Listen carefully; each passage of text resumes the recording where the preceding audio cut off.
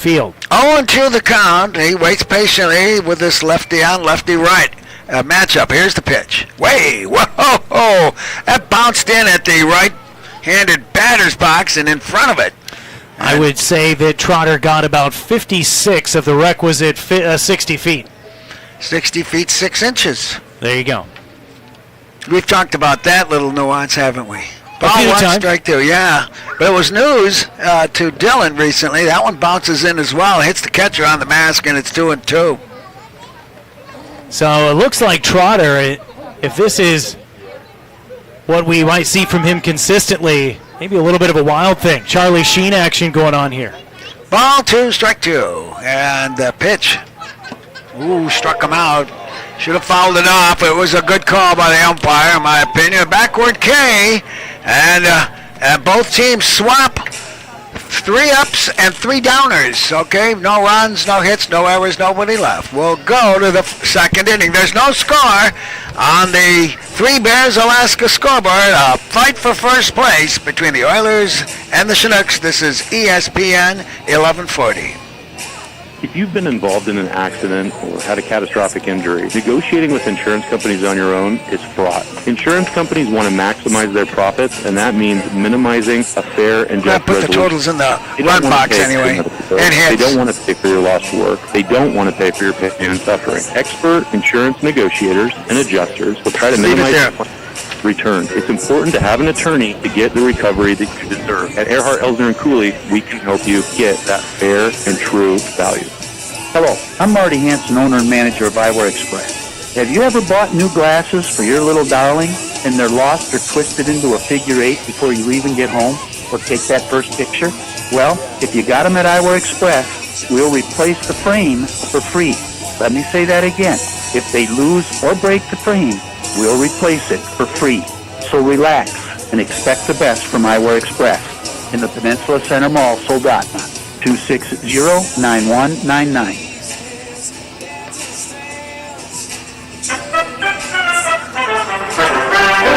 Caleb, thank you for that old swing music there. And Bob Byrne here with Nick Sorrell as we go to the second inning. Nothing's happened except good pitching and defense thus far. No runs, no hits, no errors, nobody left by either team in the first inning. And batters 4, 5, and 6 coming to the plate for the Chinooks. It'll be Phoenix West, Kai Butler, and Luke Zoransky. Phoenix West yesterday, one of the only guys able to do anything against Kian Prendez. 1 for 3 with a run scored and 2 RBIs. Righty on lefty matchup. The left fielder at the batter's box. Swing and tips that into the catcher's glove. Strike 1. Phoenix West, Bob, is a bare-handed batter. And you don't see that very often. Terry Pendleton was the last one I saw. There was a catcher that I can't remember the name of right now for the Red Sox in the last 15 years who did that. Blown away on the next pitch, and it's 1-1. Luke Dixon has been pretty solid on the mound for the Oilers this season. A 4.15 ERA, a 1-1 record over 3 appearances, and he's pitched 13 innings. There's the 1-1 pitch, and that scrapes the outside corner, and it's 1-2. Now they put a ball up on the. Yeah, there we go. Yeah, that was the third pitch. Yeah. All right. By the way, the middle infielder, the shortstop, Graw, is practically behind second base, so he's putting a shift on here, and the third baseman is well off the line. Here's a pop-up, shallow center field. It's going to be easy for Nellis. He drifts over and puts it away. A great start here for Luke Dixon, retiring the first 4 Chinooks he's faced, and no strikeouts. Everything has been to contact, and even the stuff that's been up in the air has been very playable for the outfielders. Kai Butler, the center fielder's coming to the plate, a right-handed hitter against the right-handed throwing Luke Dixon. And the first pitch, right down Broadway, strike 1. We don't have stats like batting average and RBIs to report right now. We'll be working on it, I hope. As we move out to the shift is off, of course, with the right-handed batter. And the next pitch in tight, just 1-1. Graw with his heels on the grass, and in fact he's standing in the grass right now, on the outfield grass. And Cannon also with his heels on the grass, both in standard position. Here's the pitch outside. Holubowski is creeping up with the pitch just in case they want to drop a bunt. He'll have a chance at it. Kai Butler leading his team with average of .368 this season. Here's the pitch to him, and it's a ground ball, 5.5 hole, clean hit. Goes into left field, and the first hit of the game is putting Kai Butler on first base. Yeah, another solid hit for Butler. He's been a great contact guy. The Chinooks do not have a home run as a team this season, but Butler has a pair of doubles and a pair of triples to go along with 21 hits. So he's been their get-on-base guy for sure. Looks like it. Luke Zoronsky, the catcher, number 55. Right-handed batter. 1 on, 1 out here in the second inning. There's no score. And the pitch, swing and a miss. You know, he went at something that was low and inside. Zoromsky hitting below the Mendoza line this season. 179 is his batting average. Just, let's see here, this season he's got just 5 hits. All right. Luke Dixon makes a throw to first. He's back in time. Zoromsky behind the plate tonight. Last night he was playing first base. I do believe Dixon picked off a guy or two in our first series, Nick. He's got a great move for a right-hander. Here's the stretch, and there he goes again. Yeah, that is a great move, but he throws this one against the fence. He should get all the way to third. He's going to wheel easily, and they'll have to play it into the plate. And I was just complimenting a little bit too soon. Dixon likes to throw that ball right at the bag. And that's how come he got a couple of guys picked off in the first week of the season. But that one was dirty and no chance for Lusky. So, yeah, there we go. Moving all the way to third base. Butler on the E1 throwing error.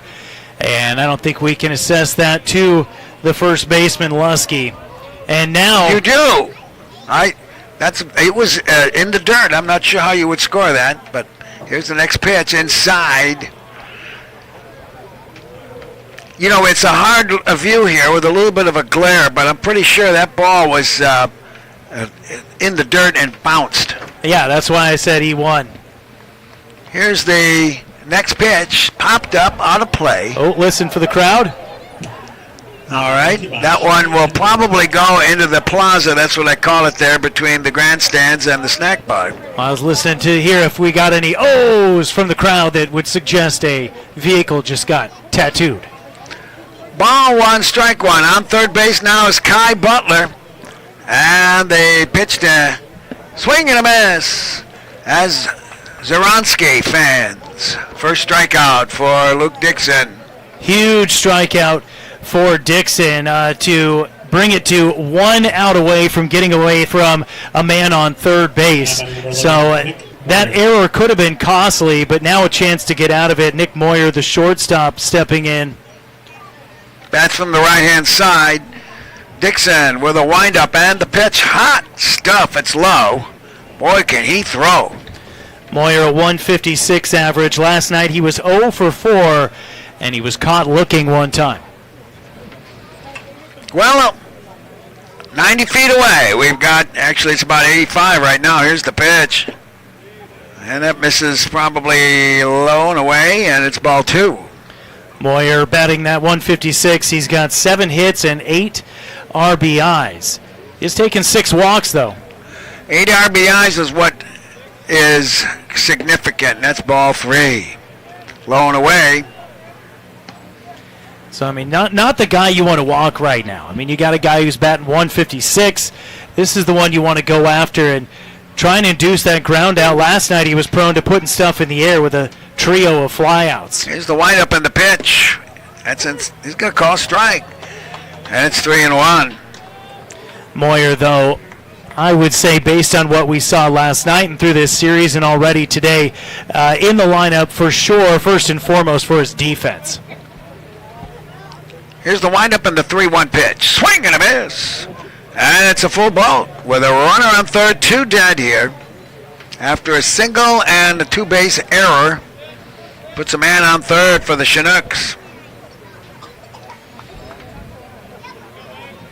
Dixon shakes off his sign and a second one. Now he's going to go to the windup. Here's the full count. And it's a ground ball to the third baseman. Halabowski throwing it high, but Lusky comes down with it. I worry about that when they're running, making the throw on the run. That ball has a chance to, a tendency to soar, but Lusky, who's not that tall, came down with it, and the 5-3 put out was good. In the inning, no runs, 1 hit, 1 error, 1 man left. We'll go to the Oilers second. There's no score here on ESPN 1140 and RadioKenai.com. Hi, this is Justin Rutledge. There's nothing like a small town. It's real community. And that's one of the reasons I'm raising my family here. It's also why I own and operate Soldatna Professional Pharmacy, because I believe a small town pharmacy is where people get the best care. Our customers aren't just customers, you're our friends and neighbors. Stop by at 299 North Binkley in Soldatna for hometown friendly service. I'm Justin Ruffridge, and I'm here to serve you.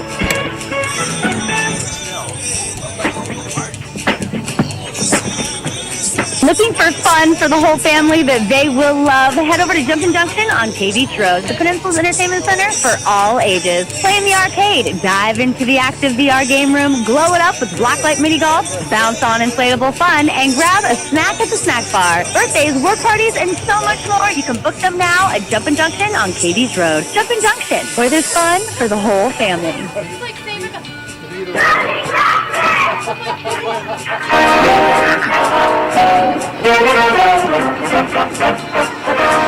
Bob Bird, Nick Sorrell, and Dylan Simmons calling Alaska League Baseball. Wherever you are, whatever you're doing, thanks for tuning in as we play under the midnight sun. I was looking at the amount of daylight, what they call civil twilight. It's still about 23 and a half hours of civil twilight, so we play Wrigley Field rules here. Now, why do they call it civil twilight? I'll explain that in a minute, but we have batters 4, 5, and 6. Luke Lusky is the batter. He has a home run this year to his credit, and he takes inside for ball 1. What was the question again?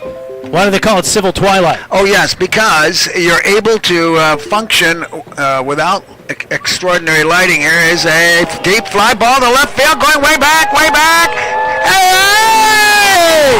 Luke Lusky, hot dog and hallelujah! His second home run of the season. He can join Hasenclaver now with the multiple home run thing. He jerked that thing to left field, and it was right over what we call the Alaska Oil Sales sign. Off you go into the wild blue yonder. What an absolute bomb by Luke Lusky, and no doubter off the bat. You could tell by watching Phoenix West in left field, he was giving a lackluster jog toward the left field fence, knowing off the bat that that one was more than likely gone. A little bit of help maybe from that breeze that's drifting in from the right field foul pole. Well, it didn't hurt it, and here's another fly ball to leap left field. It is going to be a foul ball just by inches probably. A valiant effort by West in left field as he skidded on the pebble track in foul territory, and I hope he's okay. He might be scraped, and he's not. He's coming up a little bit sheepishly as he'll retake his position, but holy cow, Trotter has grooved a couple in a row here for the Chinooks. And the Oilers have done a great job, I'm going to say, doing their homework, as we've not only seen them making defensive adjustments in the field, but right here, starting this inning, we've seen back-to-back balls just laced from Trotter by both Lusky and now Musial, and I think they know what they're looking for.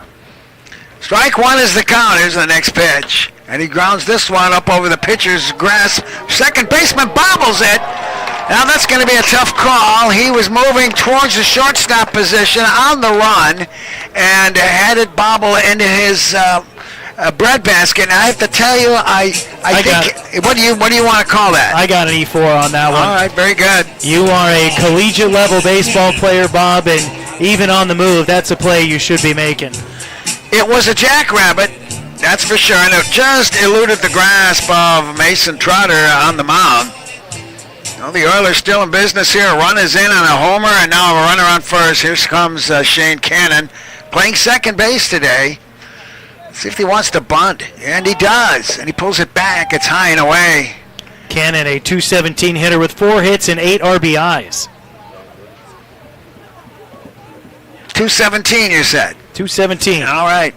He's getting signals now. He wants to confirm if the bunt sign's still on. It's ball 1. On first base is Owen Musial. The stretch by the left-hander, and he'll come to the plate. And he swings. It's a hot shot. It's going to be an easy double play here for the Chinooks. A 6-3 variety on one hop.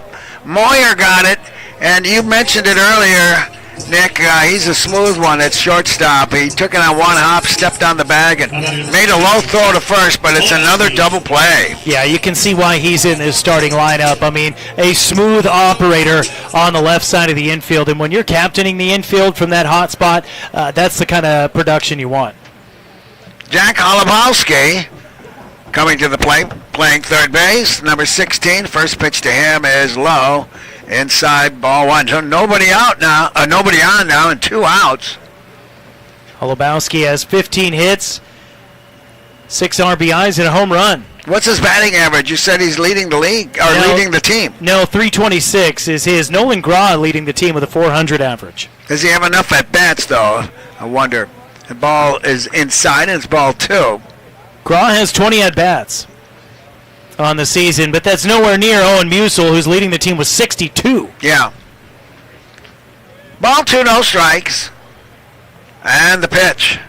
High and away. And they saw Holubowski bomb one last night, so maybe he's going to try to pitch around him with 2 outs and nobody on. Never a good idea, but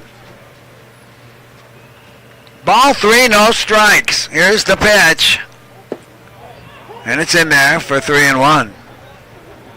Holubowski, the home run last night was a laser beam to left field, and it snuck just inside that left field foul pole to lead off the 7th inning.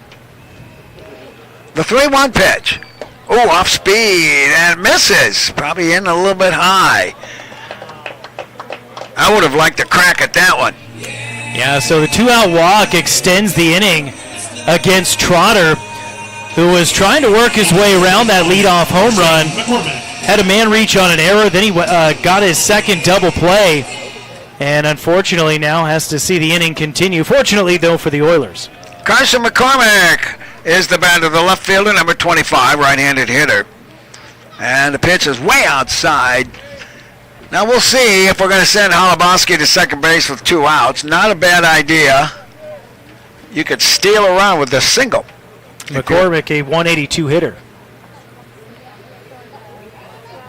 Holubowski leading off, and the pitch, swing and a miss. You know, here we go. We were just talking about the barehanded hitters, and look at McCormick. Just bare fist in the bat there. Never even thought of batting gloves when I was in high school. Of course, they become you've seen the mittens now that they use once they get on base. Right. That's smart. Ball 1, strike 1. Here's the pitch, and a hot grounder foul down the third base side. That's to save your fingers, because just about everybody makes a head first slide these days now. You know, that was a rare thing to see when I grew up. Right. Yeah. You never know. I've seen a lot of guys go hard slide into second or third base and come up with a hyperextended finger. You don't want that. Here's the 1-2 pitch. Curveball. He's going to be called out on strikes to get the Chinooks out of this inning. A backward K to end the inning for Carson McCormick in the inning. 1 run on 1 hit, a home run by Luke Lusky. Walk, a double play, and nobody left. At the end of 2 complete, the Oilers lead 1-0. We'll be back with more on KSLD 1140 and ESPN. I was told if you can sing it, you can remember. So I want to try this. First, if you ever need a tow truck for any reason, I want you to remember Kenmore Towing 394-6068. Maybe you're on a date and you slide in the ditch, call Kenmore Towing 394-6068. You really shouldn't sing. Maybe I need more reverb. Kenmore Towing. Not so much. Kenmore Towing 394-6068.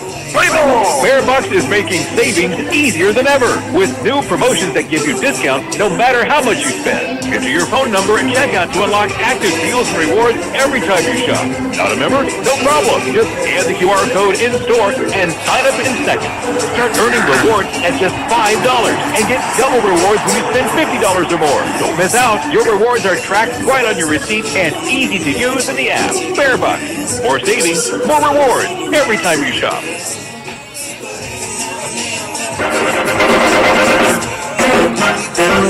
Well, we're going to one. What?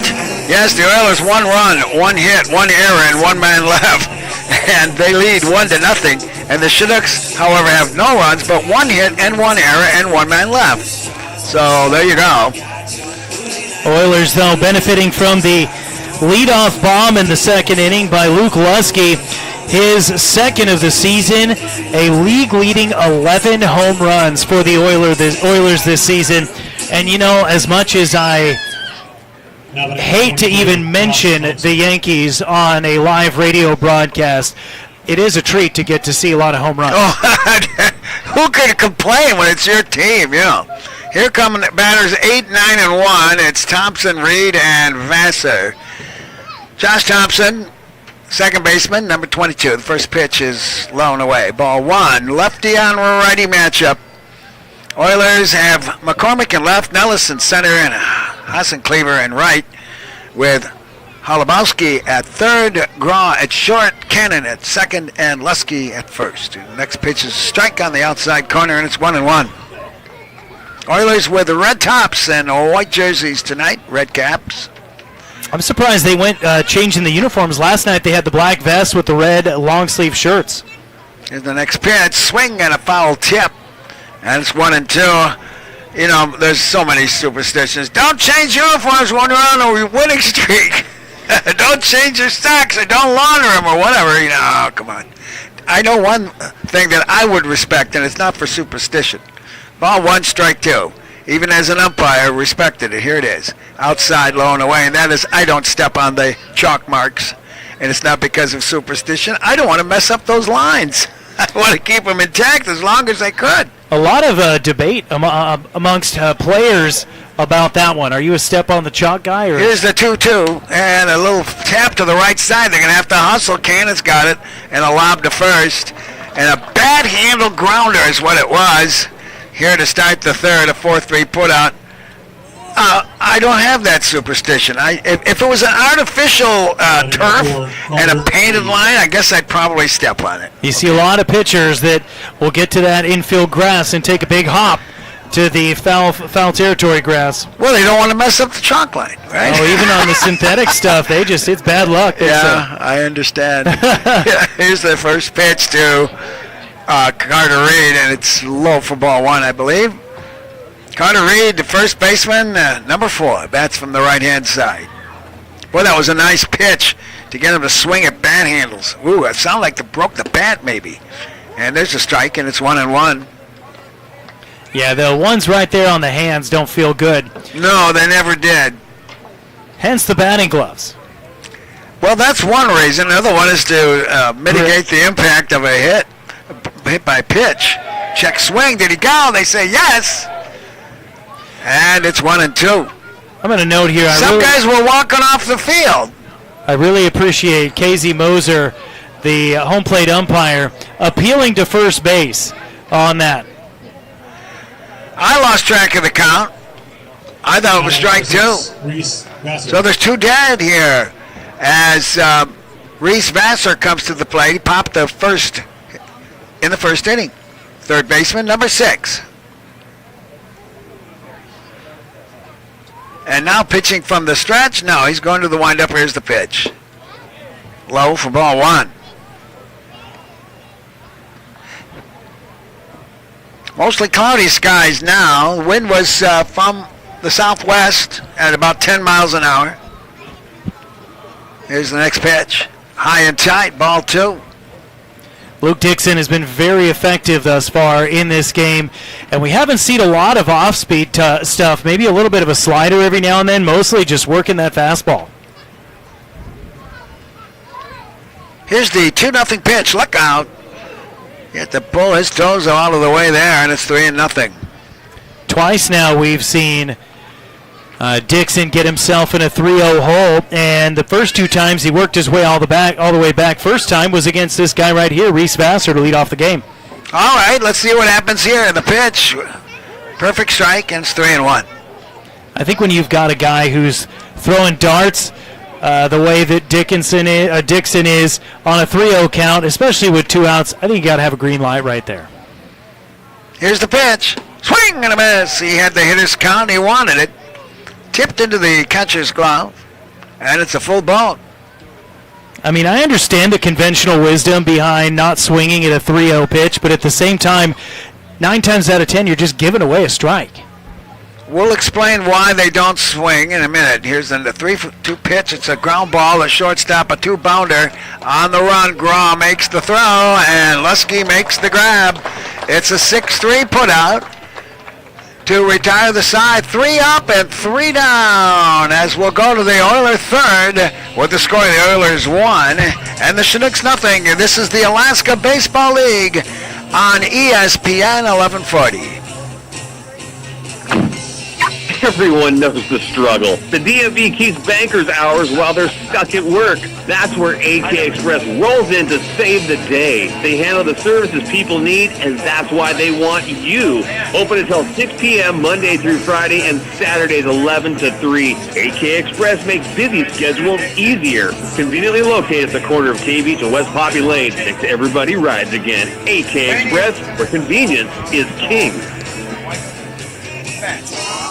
World Cup Soccer is here, and Martha's Cocina on Willow Street in Kenai is your game day headquarters. Catch every match on their mini TVs while enjoying authentic Mexican favorites, ice-cold Mexican beers, local brews, and the Peninsula's best margaritas from the full bar. Bring the family, bring your soccer crew, and make every match a celebration. Need catering for your next event? Just ask. Martha's Cocina next to Kenai Cinemas and Acapulco Mexican Restaurant in Soldotna.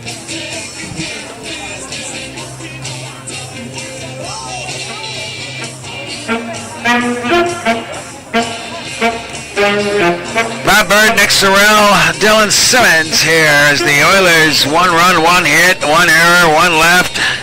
And the Chinooks, no runs, 1 hit, 1 error, and 1 man left. We're going into the bottom of the third. The only score, a solo blast by Luke Lusky in the second inning, leading it off. And today, they'll be leading off with batters 9, 1, and 2. Garrison Jones, Brooks Hassencleaver, and Mark Nellis. Interestingly, both Hassencleaver and Nellis, 18 hits on the season. They got 3 guys sitting on 18 hits. Hassencleaver, Nellis, and Musial. First pitch to Jones is high for ball 1. Lefty on lefty matchup. Here's the next pitch. And a ground ball to the second baseman. He moves to his right, throws across his body, and it's a good play. Nice play there by Thompson to Carter. A 4-3 putout. And there's one away here for the Oilers in the third inning. Trotter really has just made the one mistake, almost 2. That lone mistake, the home run to Lusky in the second. Musial almost made him pay on back-to-back pitches. But aside from those 2 swings to the bat, for the most part, Trotter has been very effective at keeping the Oilers from hitting it on the screws. All right, let's see if they're going to pitch to Hassencleaver. He walked, to nobody's surprise, but a lefty-on-lefty matchup. Here's the first pitch to him. Swing and a miss. He had to reach for that. It was a little bit on the outside. I think he went with a changeup there because these heavy hitters for the Oilers have been looking fastball on the first pitch, and that's what we saw from Lusky and Musial in the last inning. The next pitch is on the outside corner, and it's 1-1. This is a great pitching sequence from Trotter. to start the at-bat off with the off-speed changeup and then come right back with a fastball at the knees. Check myself. It's 0-2. 0-2 is the count. Here's the pitch. That one's low and away. And it goes to ball 1, strike 2. So, yeah, I've got 1-2 scoreboard. Okay, scoreboard now says 1-2. No, I blew it. And I think I messed up the scorekeeper. Here's the 1-2 pitch. It's high, and it's 2-2. And this is why we call him Hawkeye. I mean, he's in an 0-2 count.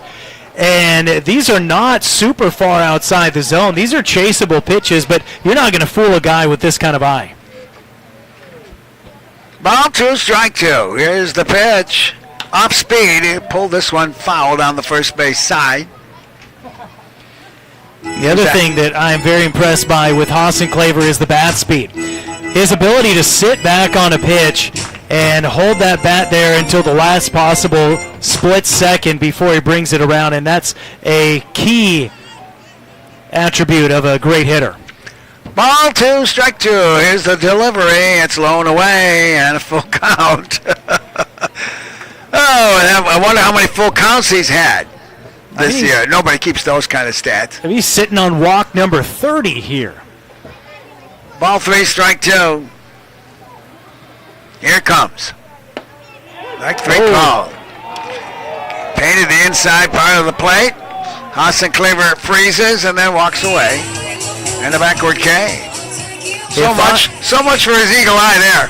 If I am Mason Trotter, I'm telling somebody, hey, keep that baseball, please. Somebody hang on to that one, because I want to put a date on it that I got him looking. Mark Nellis says they had it grounded into a double play. I don't think that'll happen this time. He's nobody on base. Swing and a miss. And it's strike 1. For the second straight at bat here, Trotter starts an Oiler hitter off with an off-speed pitch. That one a breaking ball that dropped down below the strike zone. He got Nellis to chase. Here's the strike 1, and that's high, 1-1. Tried the same approach there. Started off with a breaking ball, comes back with the fastball. That high heat just a little bit too high, though. 1-1 the count. Mark Nellis is itching. Here's the pitch, and he whiffs through that one. And it's 1-2. So here we go. Hassan Claver, Nellis, and Graw. Watch him go inside here. Think he's going to go inside. If he tries to foul it off, it's a bad handle, and it's not. It was outside and high, and it's fouled off to the right out of play.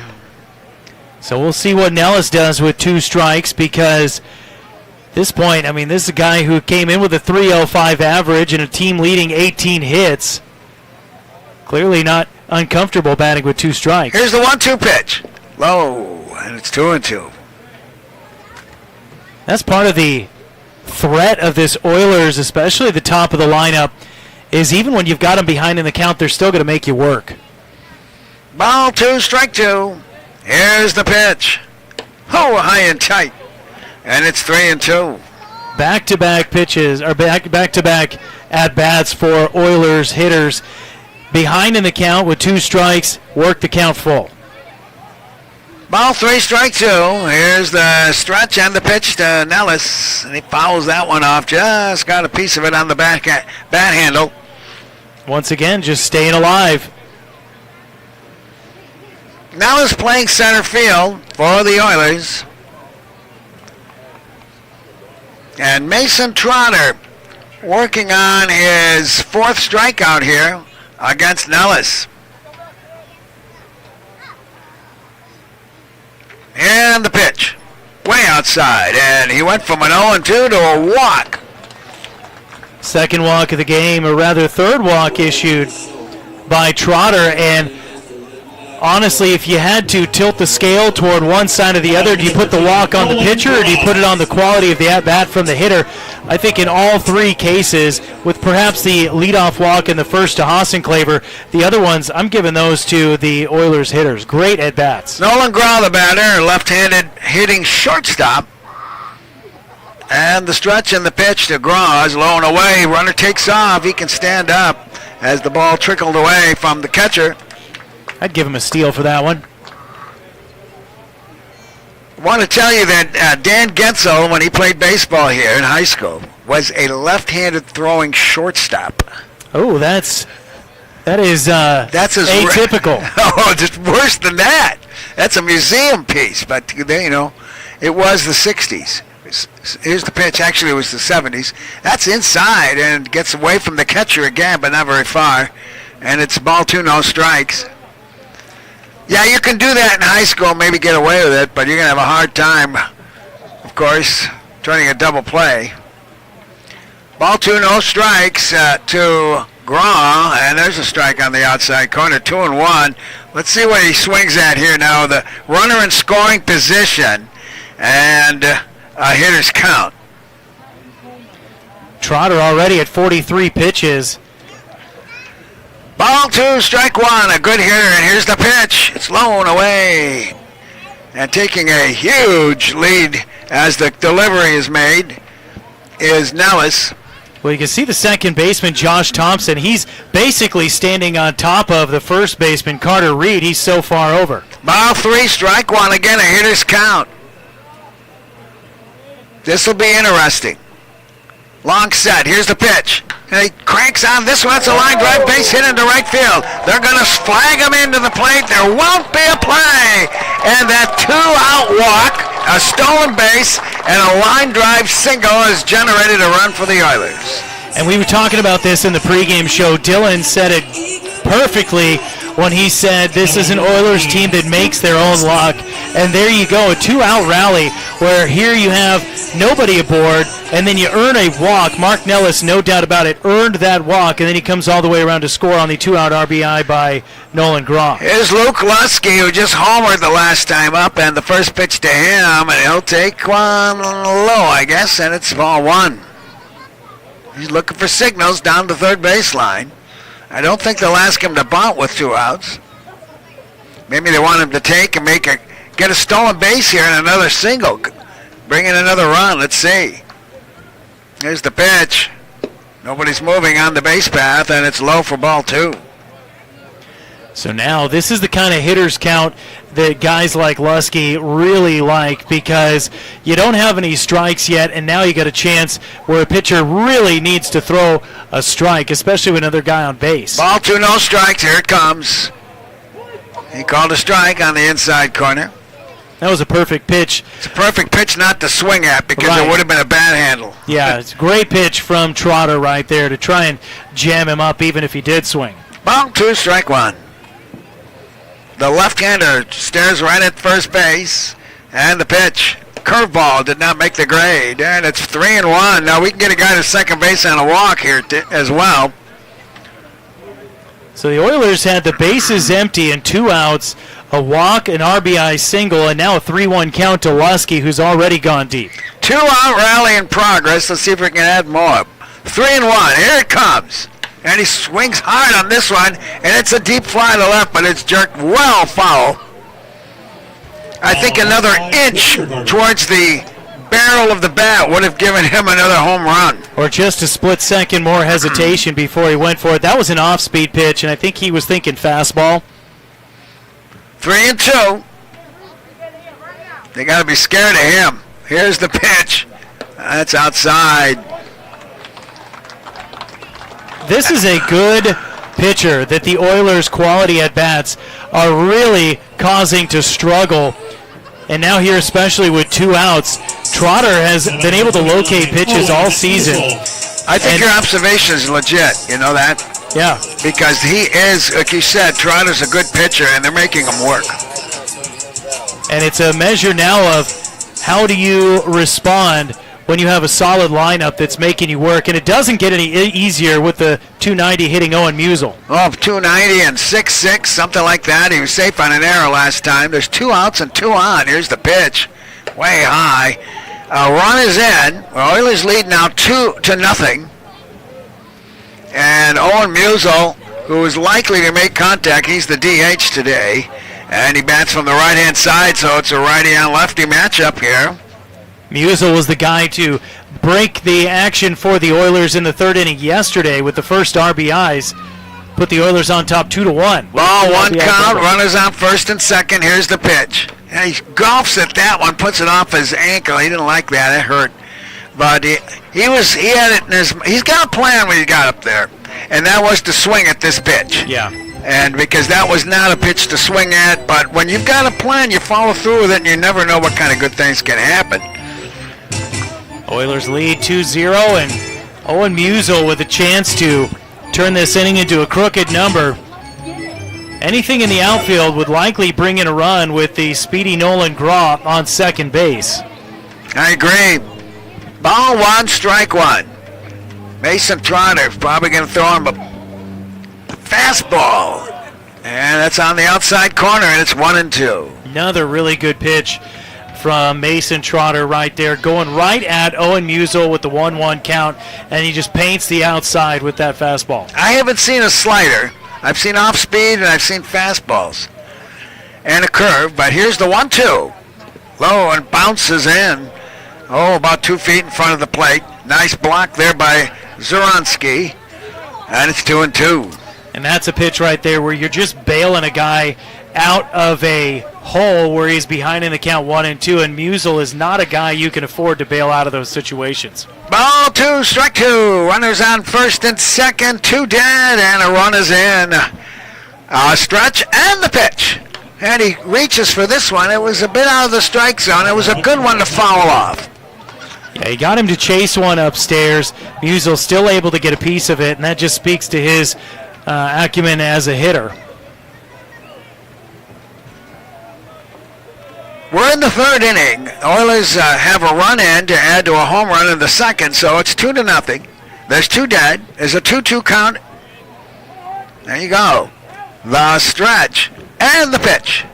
Look out. Ooh, where was that? Low? I think that's what home plate umpire Casey Moser is saying. It looked close to us, but the other thing you have to consider is when you have a guy as tall as Owen Musial, his knees are a little bit farther from the ground than most people's. Yeah, I think you're right. It's a full count. 4th full count of the inning. Here's the stretch. Long set looking at second. Runners will go. Here's the pitch. And he hits this one deep and foul. That one had home run off the bat, except that he was just a little bit out in front of it. Same thing that we saw from Lusky earlier. He was sitting on fastball, made the contact, and that's the benefit of the changeup. If you get it working for you, it looks exactly like a fastball. A low inside pitch from an opposite-handed pitcher to a batter, you can get a lot of barrel on it, and those often get out of the yard. Ball 3, strike 2. Here they go. Swing and a miss. Wow! Well, he fooled him. What do you think that pitch was, Nick? That one looked like he went after him again with the changeup on the outside part of the plate. And same thing, Musial was thinking fastball, and he just got right over the top of it as that one dropped underneath the bat. 4th strikeout for Trotter in the inning. 1 run on 1 hit, a walk, 2 walks, and 2 men left. At the end of 3 complete, the score is the Oilers 2 and the Chinooks nothing. This is Oilers baseball on 1140 KSLD and RadioKenai.com.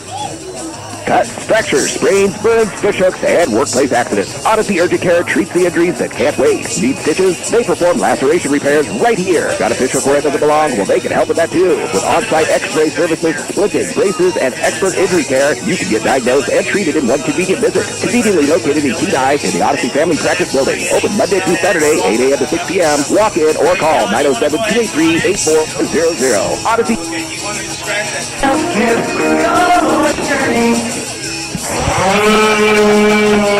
Hazardous trees are such a problem here on the Kenai Peninsula, but they have to be handled, and the place to call is AK Tree Solutions. With many years of experience in residential hazardous tree removal, they offer guaranteed customer satisfaction, and they're very accommodating. AK Tree Solutions also offers tree pruning, and they're licensed and insured. Get those hazardous trees off your property today. Call AK Tree Solutions, 907-398-4903. Yeah, you got a short leash here. 907-398-4903.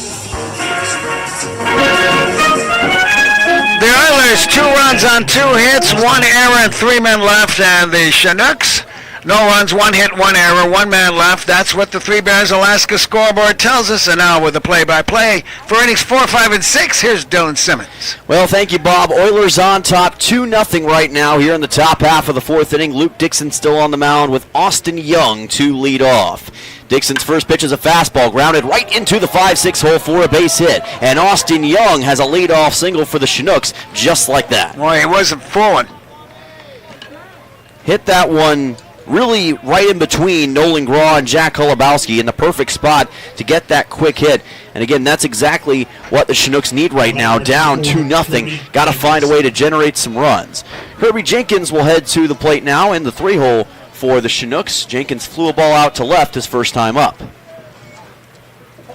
Some of the best power on this Chinooks team. They don't yet have a home run this season, and the Oilers trying to make sure that that stat remains true tonight. Dixon places this one low and inside for ball 1. Oilers 12-8 on the season, trying to become the first team to 13 wins here in 2026. Holubowski, Graw, Cannon, and Lusky. Third to first on the infield. McCormick, Nellison, Hassencleaver, left to right on the outfield. Young at first, 1-0 count. Here's the ball popped up on the right side, fouled over the Oilers bullpen, and hopefully doesn't hit any cars out there on the right side. Count evens at 1-1.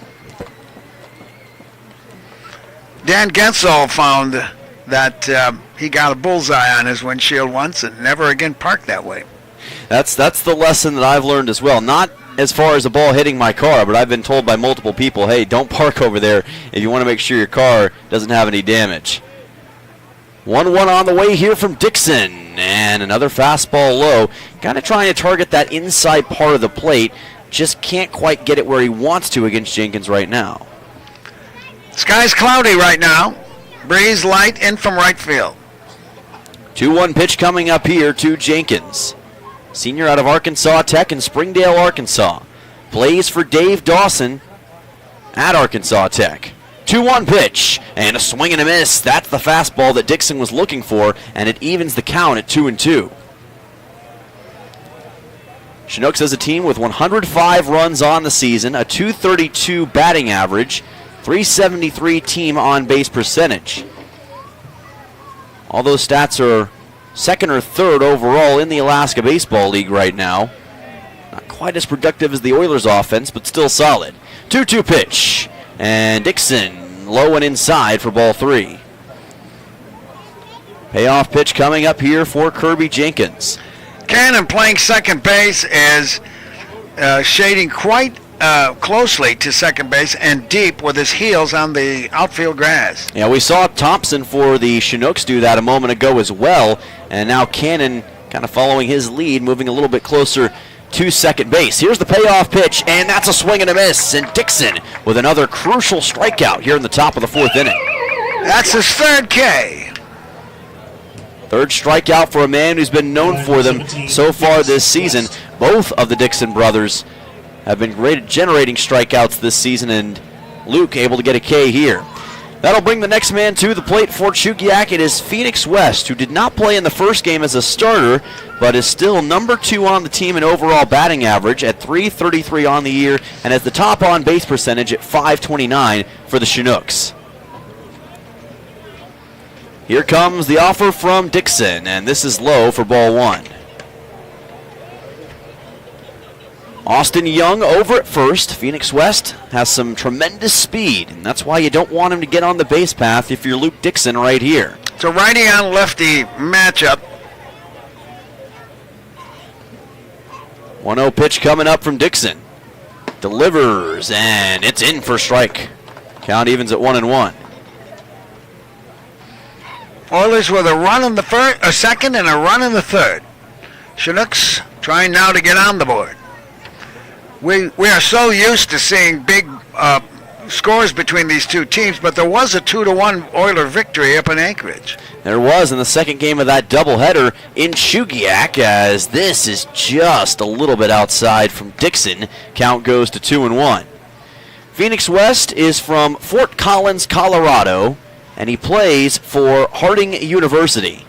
Had a .297 average for them this past year with 55 hits and 7 home runs. Has become one of the top batters for the Chinooks this year. And this is again high and outside from Dixon. Count goes to 3-1.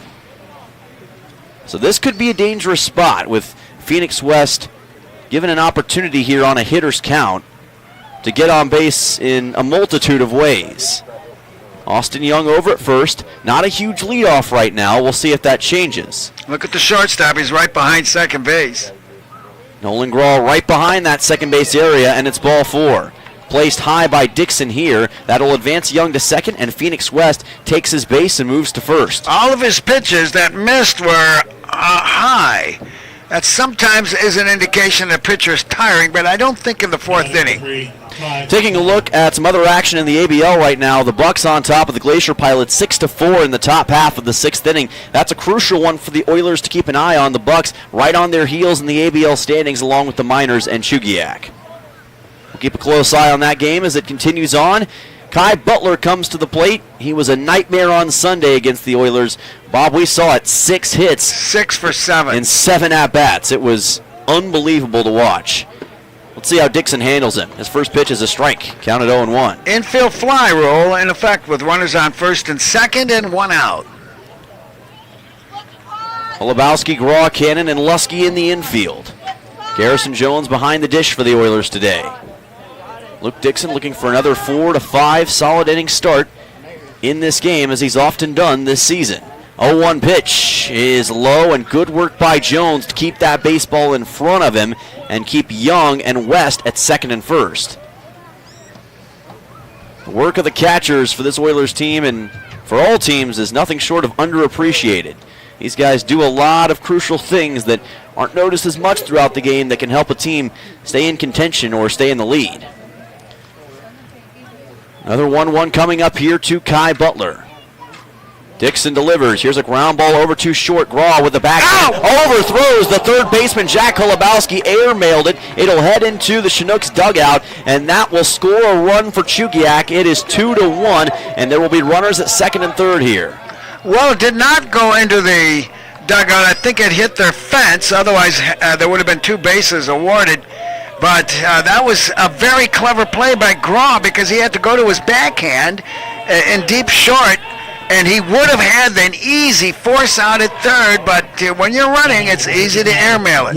E6. E6 will be the official call, and that gives us a 2-1 baseball game. West is now over at third with Austin Young scoring and Kai Butler over at second. So a little bit of chaos here at this point, and we'll see Luke Zaromski come to the plate in this 2-1 baseball game, and that's one that Nolan Graw was in a bit of an odd position and kind of just overthrew Holubowski on the run. Well, it was a toss. It wasn't really a throw, because he knew he was running, but it's best to throw at the knees when you're running. 0-1 coming up. Let's see if Dixon can get some redemption here. Here's a drive into left field. That's going to get down for a base hit, and that will at least tie the game. Stopping at third is Kai Butler. Zaromski with an RBI single, and we're knotted up at 2 runs apiece just like that. No doubt about it, line drive. What a turn of events all of a sudden here in Kenai. Nick Moyer will come to the plate. Runners at the corners for Chugiak. And the Oilers, who had been in the lead for virtually the entire game, all of a sudden find themselves knotted up after a couple of solid hits and a couple of mistakes. Nick Moyer now to the plate for Chugiak. Moyer's first time up, he grounded out to third. Oilers infield is going to have to try to get this under control and quickly. We'll see if Dixon can flash his talent here. Dixon's fastball is going to be low, it looks like, for ball 1. Sun peeks back out behind the clouds, shining mostly towards the right side of the diamond and also shining pretty brightly in the infield. Could make any fly balls difficult to locate for some of these guys. 1-0 coming up here to Moyer from Dixon. Places this one low. Runner takes off from first, and they will allow Zaromski to take second without a throw from Garrison Jones. Well, that erases the possibility of an inning-ending double play. In all likelihood, you can still get a line drive and get lucky. But right now, a Class AAA jam. 2 runs are in, 2 errors on the Oilers now.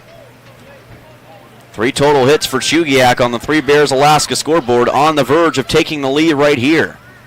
Dixon able to get a strike here, catches the outside corner and catches Moyer looking. That'll bring it to a 2-1 with 1 out. And Nick Moyer, another tremendous player for the Chinooks this season, out of Messiah University in Royersford, Pennsylvania. Big Pennsylvania presence on this Chugiak team. This is high from Dixon for ball 3. Now Luke Dixon, more often than not, has made it to the 4th or 5th innings in a game before being pulled, so he's kind of approaching his limit for the season, and you wonder about that control beginning to slip a little bit. See if he can fight through. 3-1 coming up. And this ball popped up and fouled by Moyer, and the count will run full. Fortunate for Dixon, maybe a chance at a strikeout right here. Oilers could very much use one. Remember, the sac fly could still very well be in effect here if Moyer's able to fly one to the outfield, and that would be enough to give Chugiak the lead. Righty on righty matchup, and a full count. Payoff pitch coming up from Luke Dixon. Delivers the 3-2. And called strike 3. What a clutch strikeout for Luke Dixon. His 2nd of the inning and his 4th of the game.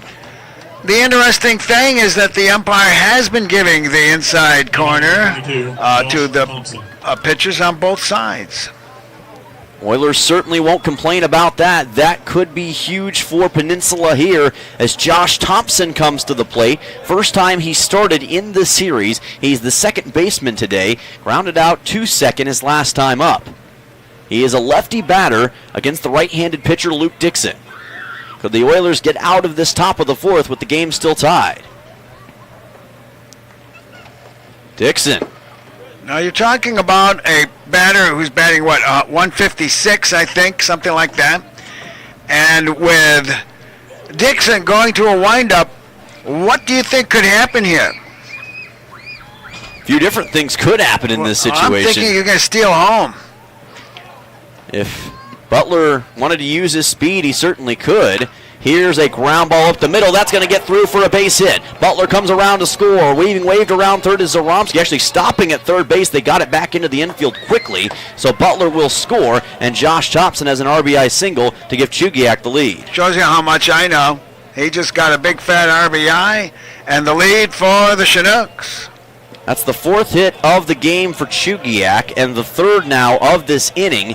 And it is a 3-2 Chinooks lead in the top of the 4th as Carter Reed will come to the plate. Runners at the corners for Chugiak, and all of a sudden it's an entirely different baseball game as Caden Tharp will make his way out of the dugout.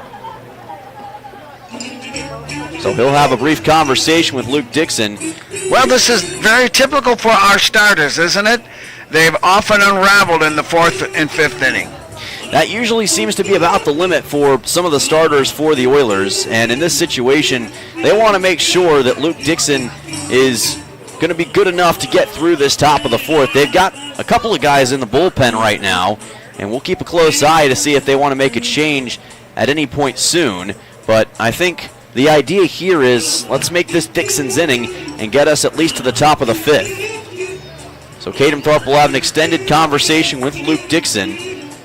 Oilers, they've been pretty much dominating all the way through. Defense had been great. Luke Dixon had been solid, and they had the 2 runs from the 2nd and 3rd innings, but give Chugiak credit. They have fought back in a big way in this top of the 4th. Nick, who's warming up in the bullpen? Okay, we do have a right-hander warming up in the bullpen, and we'll get his number here in a minute. In the meantime, Carter Reed comes to the plate for the Chinooks. Zaromsky is at 3rd, and Josh Thompson is at 1st.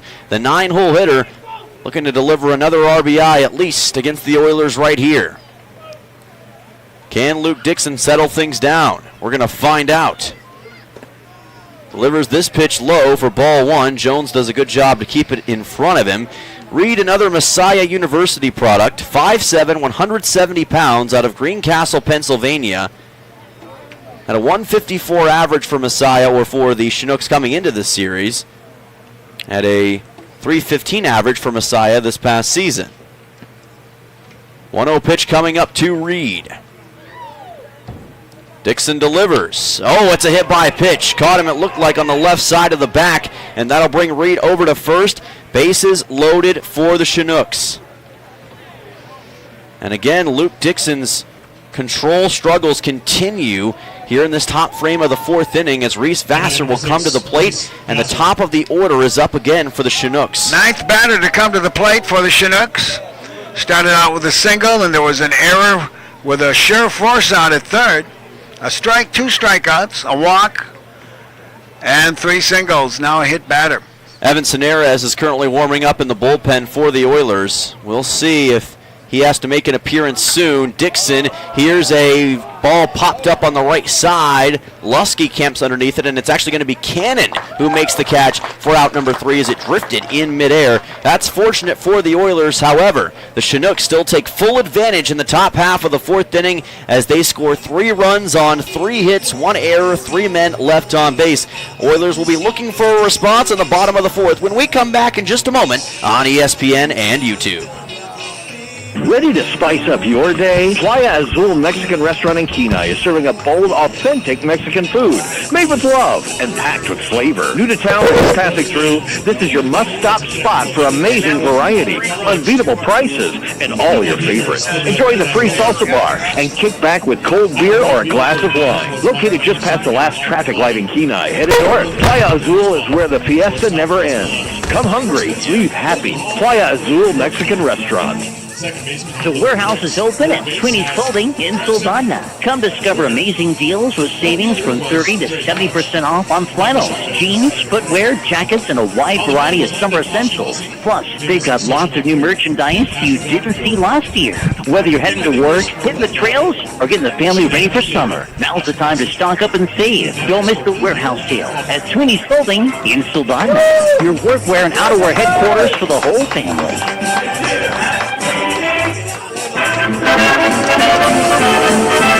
Welcome back here on ESPN. Dylan Simmons, Bob Byrne, and Nick Sorrell joining you for the bottom half of the fourth between your Peninsula Oilers and the Chugiak Eagle River Chinooks. On the Three Bears Alaska scoreboard, it is Chinooks 3, Oilers 2 after a 3-run top of the fourth by Chugiak, Bob. Chinooks 3 runs, 4 hits, 1 error, 4 men left. The Oilers 2 runs, 2 hits, 2 errors, and 3 men left on base. Well, an entirely new baseball game all of a sudden, and we'll have to see how the Oilers respond. Due up for Peninsula here in the bottom of the fourth is 6, 7, and 8, Shane Cannon, Jack Holubowski, and Carson McCormick. Well, we'll see if they can answer real quickly here with batters who know what to do with the bat. Shane Cannon hit into a double play, a 6-4 variety, his first time up. That he did, as his first pitch watched here for a ball. Mason Trotter on the bump places it high and outside. Count goes to 1-0. Cannon entered the game with a .217 average and a .433 on base percentage for the Oilers. And Trotter working fast misses the zone here for ball 2.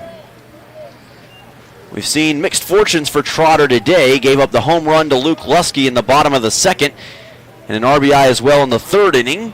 This is, again, outside for ball 3 very quickly. Shane Cannon usually pretty disciplined at the plate and showing it right now. A leadoff walk could be huge here for the Oilers. 3-0 pitch to Cannon. And the breaking ball is in the zone for strike 1. All right, hitters count. Nick thinks they should swing more often at 3-0, but when you can get an easy man on first base in the leadoff spot. Hitters count 3-1. Cannon swinging a miss, and the count runs full. Got aggressive, and now he's going to have to deal with a payoff pitch from Trotter. I think he got hit with a changeup there because of the way his swing looked.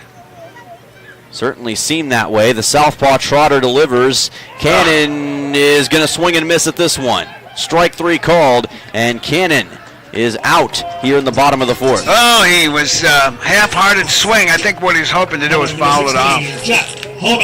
Jack Holubowski comes to the plate. Reached on a walk his first time up. He's been red hot as of late for the Oilers.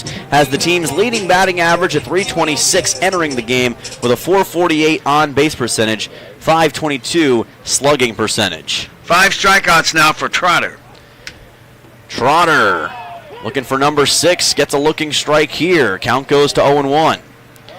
Oilers down by 1 run, but still very much in contention in this ball game with a lot of baseball yet to be played tonight. 0-1, Holubowski delivers a high fly ball deep to left field. West ranging back, and he makes the catch right at the warning track. Holubowski almost had back-to-back days with homers right there. He was in the middle of the warning track, and he caught it on his backhand, and give him credit. He tracked it beautifully the entire ride.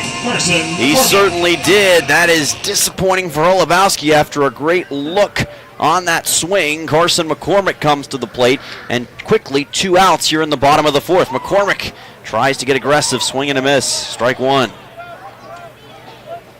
Carson McCormick, the sophomore from Arkansas, with a 182 average on the season, 6 RBIs and 8 hits, a .321 on base percentage, and lets this ball go outside for ball 1. Oilers were held scoreless in the first inning, but they've responded in the second and third so far, and that is almost below the knees of McCormick for ball number 2. Well inside from Trotter. Split series right now, 1 game apiece for the Chinooks and the Oilers. Peninsula trying to take control of the series today. 2-1 pitch, high, and ball 3 will be called from Trotter here. 3-1 coming up on a bit of a breaking ball from Trotter that he tried on McCormick. Didn't bite. 3-1 pitch. McCormick chops one to the left side. That's a fair ball. Vassar throws on to first and got it there in time for a 5-3. Well, I noticed the third baseman, Vassar, was shading towards the line to stop a potential double late in the inning, and it's exactly where he should have been. He played good, disciplined defense, and that's enough to get the final out. A 1-2-3 inning for the Chinooks and Mason Trotter. We head to the top of the 5th with your score still. Chinooks 3, Oilers 2. Back in just 1 moment on ESPN. Let's talk about something that's not always top of mind, but still really important: life insurance. Because it offers financial protection for your loved ones and can help them pay for things like a mortgage, credit card debt, and even your children's education. Plus, life insurance is probably a lot more affordable than you think. And with State Farm, your local agent can help you understand your options and choose coverage that fits your needs and budget. Hi, this is Christy Babcock, your local State Farm agent, still in Kenai, and now also at the Soldotna Y. Your health matters every day, not just when you're sick. At Peninsula Community Health Services, we're here to keep you well with personalized primary care and preventative services for the whole family. From checkups and screenings to managing ongoing conditions, our caring team is ready to help you stay ahead of your health. Don't wait. Take the first step toward feeling your best today. Call PCHS at 907-262-3119 or online at pchsak.org. Peninsula Community Health Services. Healthcare for all.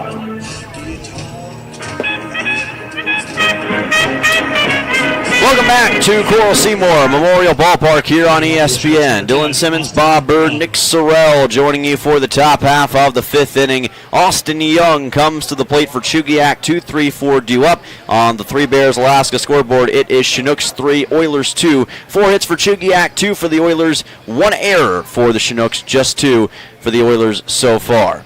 Austin Young against Luke Dixon to start us off in the top of the 5th. And this is high and tight for ball 1. Young had to lean back to avoid that one making contact. Austin Young so far today has reached on a single back in the 4th and also grounded out to second in the 1st. Dixon, another high pitch for ball 2. Now we know that Dixon was struggling a little bit in the top of the 4th, and we hope that that will not be the case here, but control will definitely have to be observed for the Oilers in this spot. I think if he loses him, we're going to switch. Plenty of action in the bullpen. We know Evan Cineres is warming up right now. 2-0, check swing, and they're going to say that Young did not go around. That's ball 3. I thought he might have called a strike. Didn't see any signal, but we'll keep a close eye on that. No, I didn't see the signal either. I'm just saying it was a good pitch. It was a good pitch, but a 3-0 here from Dixon. And this is going to be fouled off to the right side. Count will be at 3-1. Well, he got the green light. Now it's 2-2. So somehow that check swing was a strike. Okay, it is 2-2. Ball 2, strike 2. Good call, Bob. Didn't see that signal originally, but it is 2 balls, 2 strikes on the way here from Dixon. Here's the 2-2 pitch. And that will be low for ball 3, so we will get the payoff pitch anyway. 3-2 coming up to Young. And you don't want to put a leadoff runner on if you're Dixon in this situation. That builds the Chinooks' confidence and puts you in a bit of a tough spot already early in this frame. 3-2. Here's the ball chopped to the right side. It's going to stay fair, and that's probably the easiest out that Luke Lusky has gotten all year. Unassisted put out at first base. Ball and glove, foot on bag, almost at the same moment. Almost simultaneous, and Kirby Jenkins will come to the plate after Austin Young. Kirby, so far in this game, has not eaten against the Oilers. He's flown a ball out to left field and struck out, but despite that 0-for-2 start, he'll try to get his own share of the feast here in the top of the 5th. 1 away. Here's a pitch from Dixon, just low for ball 1. Oh, falling behind batters. That's one thing that the Oilers want to avoid here in this middle part of the game. You do not want to give these Chinooks batters any more reason to feel confident, as that's fouled back by Jenkins. Just caught a piece of it. 1-1 pitch coming up. I think the Chinooks are going to the plate intending to take the first pitch until a strike is thrown. And in a way, it's not the bad or not the worst strategy in the world, because it gives you more leeway. But he's still going to swing and miss at this pitch for strike number 2. Good fastball by Dixon, and let's see if he can heat it up one more time to get that strikeout. He's already got 4 in this game, and a 5th right here would go a long way to getting us to the bottom half of the 5th. Here's the 1-2 offering. Dixon deals and called strike 3 on Jenkins. There is the 5th strikeout that Dixon was looking for, and that's 2 away in the top of the 5th. He hasn't been perfect today, but he is still delivered, in big moments, and he's going to have to maintain that form as Phoenix West comes to the plate. Both teams with their pitchers at 5 strikeouts. Phoenix West reached on a walk his last time up. He's also flown a ball out to center field. He shows bunt. He's going to lay one down, and that's going to be fouled along the third base line. Count goes to 0-1. Well, that was a bunt for a hit. That it was, and it's not often you see a bunt in a 2-out situation, but West went for it, obviously trying to use the element of surprise as a lefty batter, but unfortunately for him, he couldn't get it to stay within that third base line. Get yourself on base any way you can. Yeah, any way that works, I think, is an ideal way, no matter which team you're on. 0-1 coming up to the lefty batter West against the righty pitcher Luke Dixon. Holoboski on the grass. 0-1 pitch, and it's low for ball 1. Yeah, Holubowski in this situation anticipating that there could be another bunt attempt, so moving up to the grass just to be safe, I'd imagine. Luke Lusky and the right side of the infield playing a little bit further back here, almost toward the outfield grass. 1-1 pitch, and Dixon, fastball for strike 2. Now Holoboski should back up. Looks like he will. No bunt to worry about, you'd imagine, in this situation, although we have seen him tried with 2 strikes before this season. Dixon looking for his 2nd straight K right here to bring us to the bottom of the 5th. 1-2. And a swing and a miss. He gets West swinging, and that will put an end to this frame. 2 strikeouts in the inning for Luke Dixon, and the decision to keep him in was a good one. No runs, no hits, no errors, no men left on base. Oilers will have Garrison Jones, Brooks Hassenclaver, and Mark Nellis to lead off when we come back on ESPN. Upstairs at Beeman's, talking with Steve. If you're looking for those homeschool supplies, Beeman's is your first stop. Matt, we work with Connections and Idea and Raven homeschool programs. We have your basic homeschool supplies, educational aids, and games. We have workbooks and science kits, reading books and sports equipment, arts and craft supplies. Check with your school to see when the allotments are going to be available. You'll find all that located here at Beeman's on the United Byway in Silvana. Gentle Dental in Soldotna proudly welcomes Dr. Perkins to the practice. He brings a remarkable background from studying in France to earning a degree in microbiology and a DMD, graduating near the top nationality. With over 5,000 hours in implant dentistry and decades in anesthesiology, he delivers advanced, comfortable care. Dr. Perkins has been recognized among America's top dentists and enjoys serving Alaska communities. Gentle Dental continues providing trusted modern care. Call 907-262-8834 for your next appointment.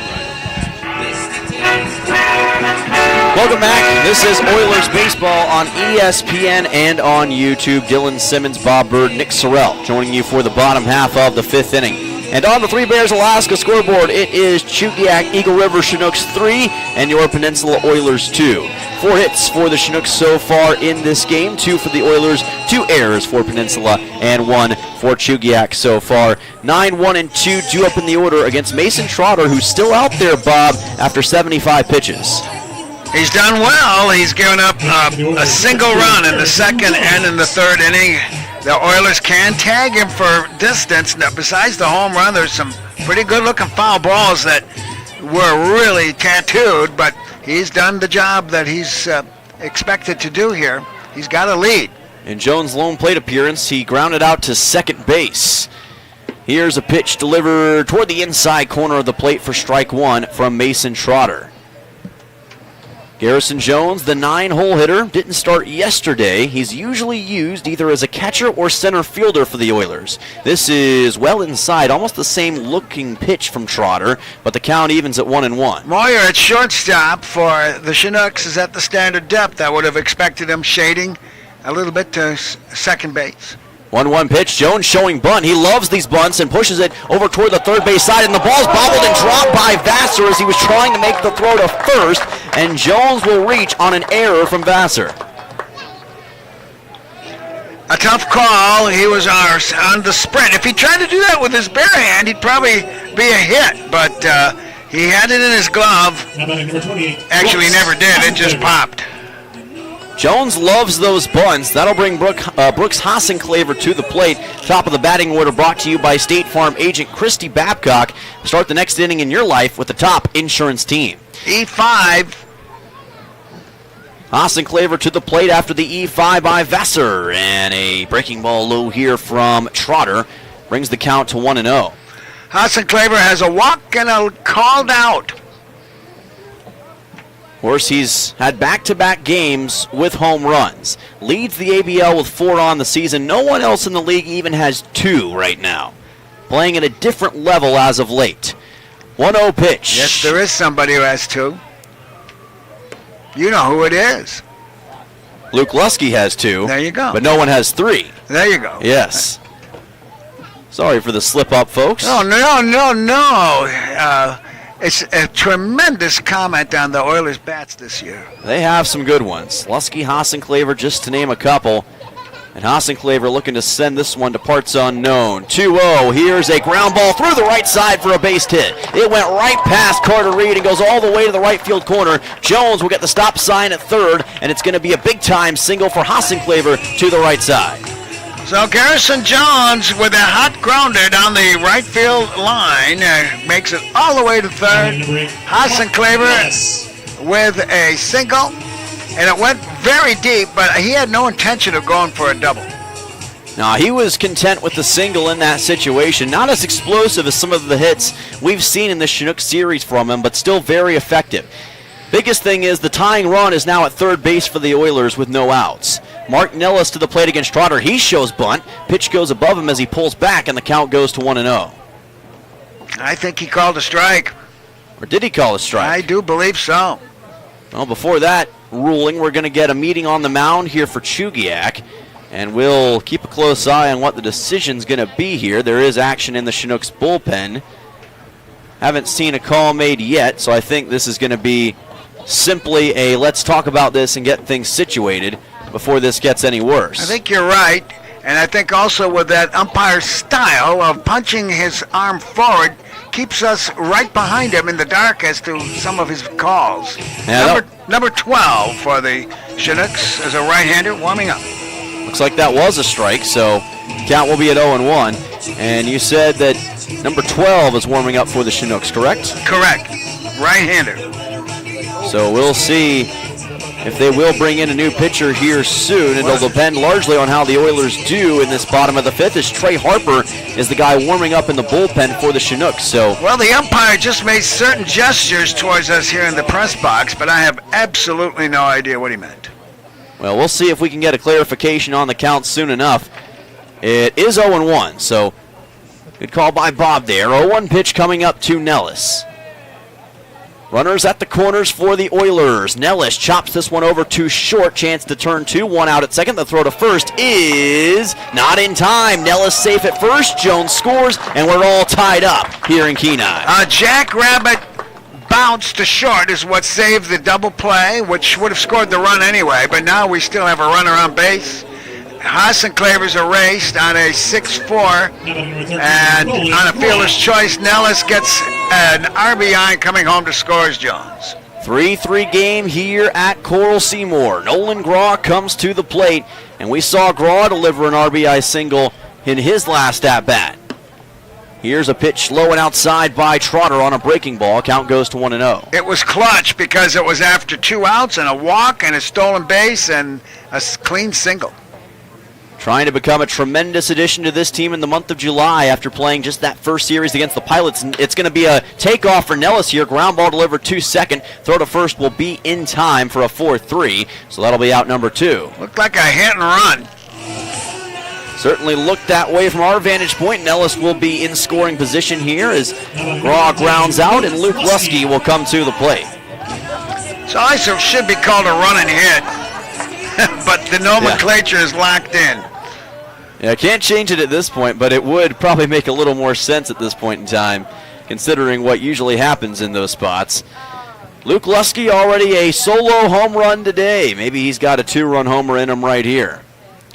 Trotter delivers. Lusky, high fly ball towards the corner in left field. This will be fouled, and it lands somewhere. Looks like right in the Chinooks bullpen. Actually beyond it. So had he straightened it out, I think that would have been caught. But it just shows you this guy is somehow hot tonight. He had a home run against the Anchorage Bucks 6 days ago on the road. Got a homer earlier tonight. He has been very much showing the power of his bat as this pitch bounces in front of the catcher Zaromsky, and it allows Nellis to take third. Yeah, and in his last at-bat when he walked, he jerked some deep ones foul, so they haven't forgotten that. Now we got a chance to put that winning run in here with a little old hit. Oilers trying to take the lead right back with 2 runs here at least in the bottom of the 5th. Lusky at the plate, Nellis at third. Lusky chops this one up the middle. The second baseman tries to throw on. He's never going to be able to make that throw. It goes well outside, and Nellis will score, and Lusky will be credited with the RBI, I'd imagine. That's a single all the way as the second baseman, Thompson, had to throw across his body, and he was well to the left side of the bag and the shortstop side, and he's very lucky that his first baseman, Carter, kept that one from going into the fence. RBI single for Luke Lusky, and again, he shows his ability to hit in the clutch. And speaking of clutch hitters, here comes Owen Musil, one of the best hitters in the ABL when it comes to timely hitting. This guy always seems to deliver in some of the biggest spots. Well, we're ahead 4-3 and answered that inning. And Musil gets taller every time he steps in there. I think he grew an inch from his last inning. He is certainly a tall guy and has a big presence at the plate every time he makes his way up to it.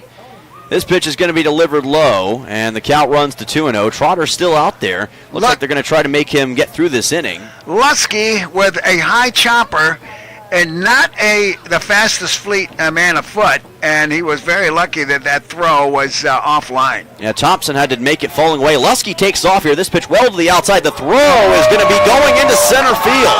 Lusky will make his way over to third as the throw from Luke Zaromsky was off target as he tried to get it to Josh Thompson. I'd say that's an E2. I would have to agree with you. And it allows Luke Lusky to make his way all the way to the hot corner. The third error for the Chinooks tonight. And now Owen Musil's got a little bit of an easier job trying to drive in Lusky. So let's see if Musil can deliver a brilliant gap shot here to give the Oilers a 5-3 lead. Not yet, as this is going to be outside. It's ball number 3, and Musil now with a tremendous opportunity to get on base. I'd give him a green light here. Certainly would have no reason to think otherwise. 3-0 pitch to Musil. Well high, well outside, ball 4, and Musil heads to first. Runners at the corners for the Oilers with 2 outs. And it looks like Easton Babe is going to make his way out of the dugout for the Chinooks, so we were wondering, when will the night be over for Mason Trotter? It looks like it might, and indeed it will, come to an end right here. So Trotter will end his day after 4 2/3 innings pitched, and the Oilers will see a new pitcher with Shane Cannon at the plate in just a moment on ESPN. The Oilers up 4-3. Great news, Kenai. The Central Peninsula Kenai Health. Is this a pitching change?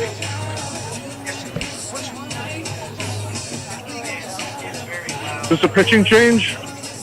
Right here in Kenai. We're proud to bring these important services back to the Kenai community because everyone deserves access to quality health care close to home. Learn more at cpgh.org or call 907-714-4495. Central Peninsula Kenai Health Center, compassionate, personalized health care close to home.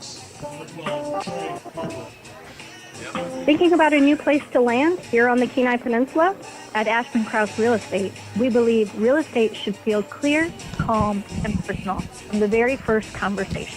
Whether you're buying your first home, moving across town, or preparing to sell, we guide you through every step with local knowledge and genuine care. Ashman Krause. Yeah, it is a pitching change for Chugiak. Guiding you home with care. Alrighty, how many breaks do you want? Just let's go one more. This is Mark from Steam on Wheels. Wanted to talk to you about the Greer poly tanks that we are now stocking. We've got tank sizes from 1,000 gallon, 1,250, 1,500 gallons. What sets them apart from the competition is that they have up to a 10-foot bury depth. Sometimes you need a tank that can withstand more than 4 feet, and these are where these poly tanks really shine. We do have tanks in stock. As a customer, you can come by and pick them up, contractor as well. Please give us a call at Steam on Wheels, 907-262-3240. Welcome back here on ESPN. Dylan Simmons, Bob Bird, Nick Sorrell joining you in the bottom half of the 5th inning between your Peninsula Oilers and the Chugiak-Eagle River Chinooks. Trey Harper takes the mound for Chugiak here after Mason Trotter's 4 2/3 tonight. Shane Cannon will be the first batter he faces off against. 4 2/3 inning, gave up 4 runs, 4 hits, struck out 5, walked 4, hit 1. Luke Lusky is at third base, Owen Musil at first with 2 outs. Oilers on top 4-3 on the Three Bears Alaska scoreboard. Harper has already appeared against the Oilers once in this series, and we'll see what he does here tonight. And he's a giant of a pitcher. Yeah, certainly has a tall stature as he delivers this one low for ball number 1. Trey Harper so far on the season with a 3.95 ERA, 13 2/3 innings pitched, and 10 total strikeouts. 1-0 on the way to Cannon. Well outside for ball number 2. Side armor with heat. Certainly has a lot of speed. And again, not the first time we've seen a side armor in this series. Gillian DeMayo was also in for the Oilers in the first game of this 5-game stretch. 2 on the way to Cannon, who swings and misses at this offering, and the count goes to 2-1. Both these teams have habits and proclivities that almost match each other. They're capable of huge innings. They're also capable of pitching that is hot and then cold, and giving up runs in bunches. Yeah, I think that's a great point because both teams, in a way, are sometimes mirror images of each other. 2-1, Cannon, fly ball over to left field. It'll barely escape shallow left, and the catch will be made by the shortstop, Nick Moyer, for out number 3. So the Oilers leave a couple of men on base, but they do score 2 runs in the bottom half of the 5th inning on 2 runs, 2 hits, 2 errors, 2 men left on base. Oilers back on top here in Kenai. We'll be back for the top of the 6th in just a moment for more Oilers baseball on ESPN. Looking for a solid job with great pay and room to grow? Dam Construction and Roofing is hiring roofers and general laborers across the Kenai Peninsula. They offer competitive pay based on experience, overtime opportunities, paid sick leave, and full-time seasonal work. No experience? No problem. If you're dependable, motivated, and ready to learn, they'll provide the opportunity. Join one of the Kenai Peninsula's fastest-growing roofing companies. Call 907-262-3996 today or visit dambuilt.com. Dam Construction and Roofing, building careers one roof at a time. When trying to find a dentist, it can be challenging, and Ridgeway Family Dentistry knows this. Ridgeway is the new state-of-the-art facility offering you pain-free dentistry and is family-friendly. Even if you don't have time to have multiple appointments, Ridgeway Family Dentistry can complete all your treatment in one easy visit. At Ridgeway Family Dentistry, they know how important it is to have a smile and know how that can change your life. For your next dental appointment, call Ridgeway Family Dentistry at 262-8404. Welcome back. More baseball to come here in Kenai, Alaska, between your Peninsula Oilers and the Chugiak Eagle River Chinooks. Oilers back on top by a score of 4-3 after a 2-run bottom half of the fifth inning. And Evan Snares on the mound for the first time in this series as he takes over for the starting pitcher, Luke Dixon. Luke Dixon went 5 innings, gave up 3 runs, 4 hits. I think he struck out 5, maybe 6. I'll check that. He hit 2 batters and walked only 1. Oilers trying to preserve the 4-3 lead. And while we've got a moment, folks, want to remind you that there are a lot of great theme nights coming up here at the ballpark for your Oilers. Aspen Creek night is tomorrow night against the Chinooks. And then it's CPH Ladies Night coming up on July the 9th. Food Bank Food Night on July 11th against the Matsu Miners, and Odyssey Night on July the 12th on a Sunday afternoon. So make sure you come check out all of those awesome theme nights, and come check out the Oilers here at Coral Seymour. As much as we love you listening in, we also love seeing you at the ballpark, so make sure to come out and support your Oilers here in ABL action. 6 strikeouts for Luke Dixon. 6 total Ks, not a bad night's worth of work, and had a 2 strikeout top of the fifth as well to help the Oilers keep the Chinooks in range. Kai Butler to lead off in this inning. He'll be followed by Luke Zaromsky and Nick Moyer. Butler's 1 for 2, a single and a fielder's choice. Jack Holubowski playing up in the infield as this pitch is zipped in for a strike from Senares, and the count goes to 0-1. Simmons a side armor. Senares' last appearance was 2 1/3 against the Bucks on June 29th. Ended up giving up 6 earned runs in that game. He's trying to put it behind him here today against Chugiak. 0-1 pitch on the way. Ground ball hit slowly too short. Picked up by Graw. Throws quickly to first. And got there in time. What a play by the shortstop for a 6-3. That's the first time I've seen our shortstops do a dead sprint, make the transfer, and throw it on the button. They've made the plays before, but always, the first baseman had to make a stretch or a dig or something. But that was a great play by Graw. Certainly was, and that's the kind of element that Nolan Graw can add as a shortstop for the Oilers here in this game.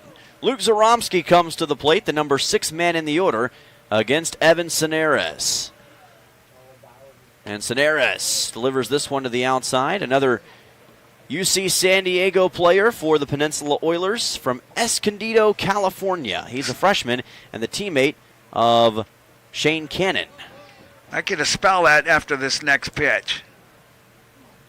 1-0 on the way from Senares, and he just misses the zone to the outside.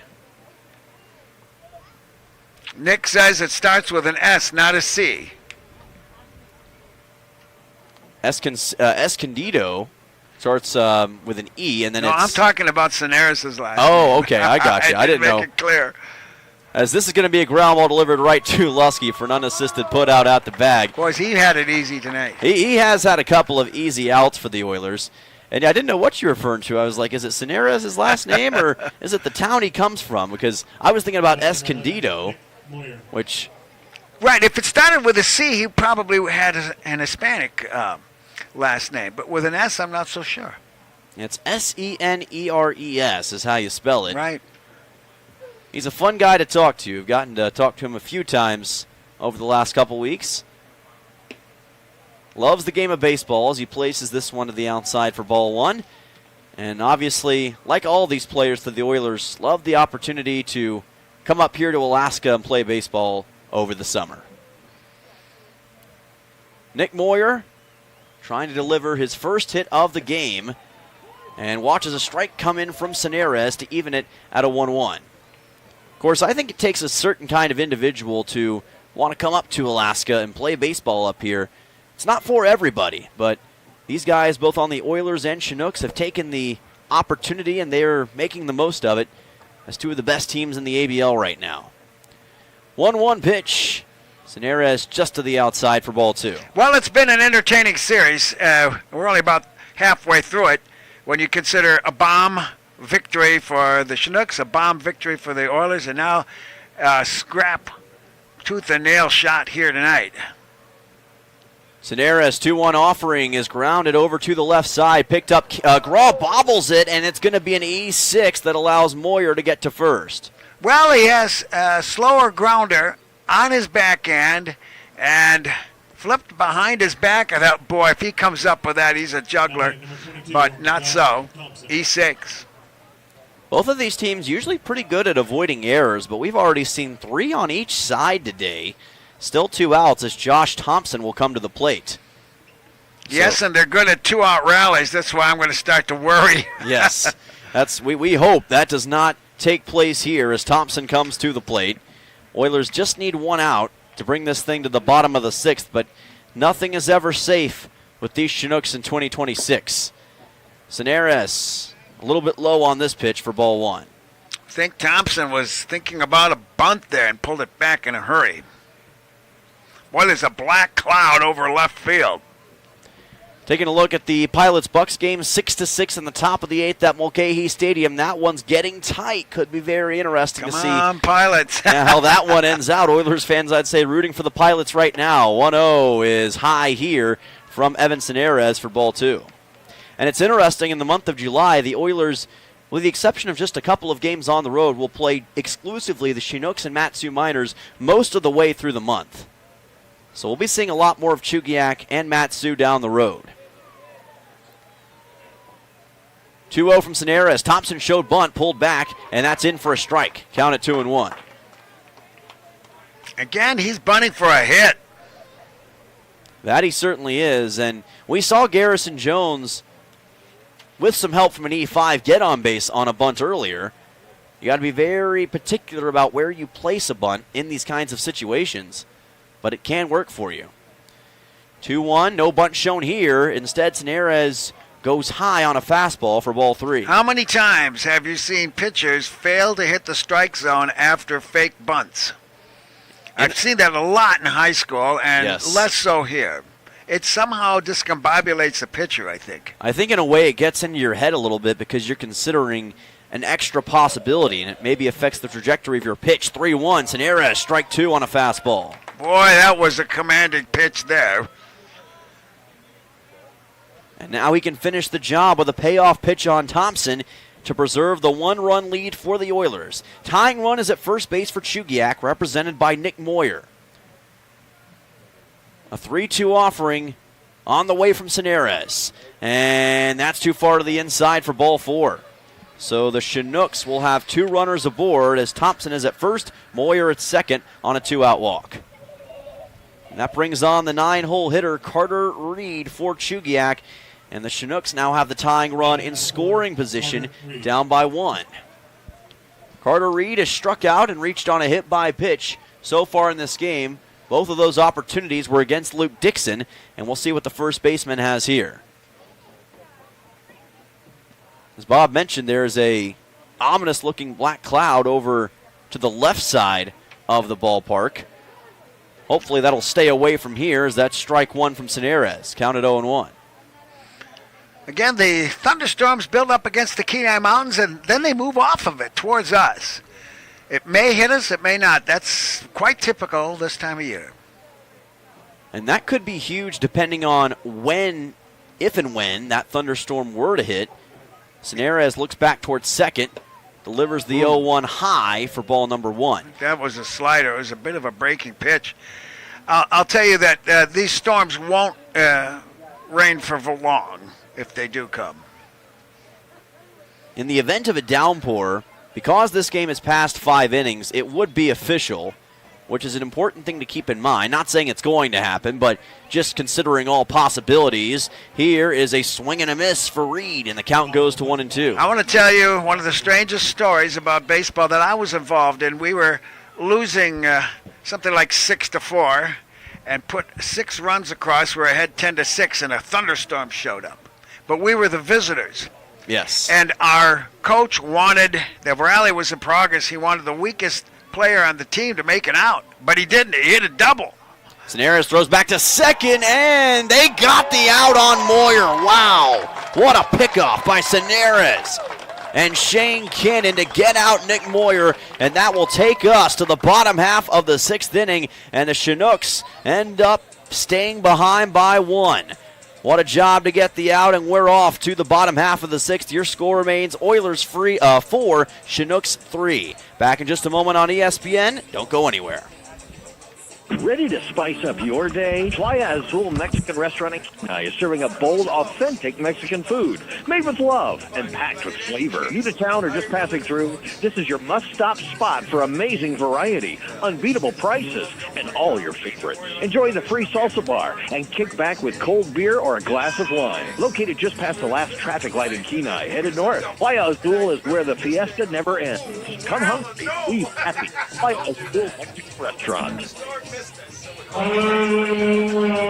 Hazardous trees are such a problem here on the Kenai Peninsula, but they have to be handled, and the place to call is AK Tree Solutions. With many years of experience in residential hazardous tree removal, they offer guaranteed customer satisfaction, and they're very accommodating. AK Tree Solutions also offers tree pruning, and they're licensed and insured. Get those hazardous trees off your property today. Call AK Tree Solutions, 907-398-2903. That's 907-398-2903.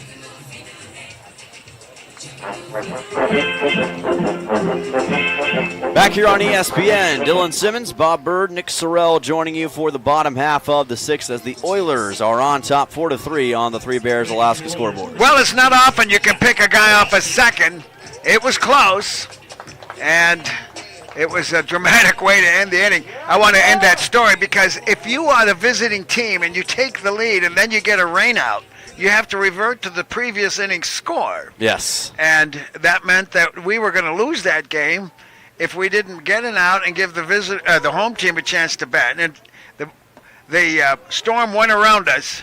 These were Midwest thunderstorms. They aren't sprinkles. Oh, no, not by any means. As somebody who lived in South Dakota for 8 months, when there's a thunderstorm, it can get pretty massive all of a sudden. Jack Holubowski at the plate as the 7-hole hitter. This pitch is low and outside by Trey Harper. Count evens at 1 ball and 1 strike. Holubowski has lifted a couple of impressive foul balls, and he flied deep to left last time up, put the man up against the wall. That he did. Phoenix West making the catch right in front of the wall in left field. Maybe Holubowski can get it that little bit further here. 1-1 pitch. This is in for a strike. Just caught the lower part of the zone by Harper, and the count goes to 1-2. Jack Holubowski got his first home run of the season yesterday against the Chinooks over the left field wall. Can he make it back-to-back days with home runs? Or can he at least get on base? 1-2 pitch. That's outside for ball 2. I just love the fact that we are heavily talking about home run balls right now in this broadcast. Just goes to show you how great it's been so far in this series for the Oilers in that department. 11 team homers, did you say? 8 team homers so far this year. Yeah. Including the Lusky homer we just saw a moment ago. 2-2, Holubowski, fly ball out to left. It's going to land somewhere above the Chinooks bullpen and out of play. Somewhere deep in left field foul territory. So, you know, they got to figure that this guy is hot, and that was an off-speed pitch, I'm guessing.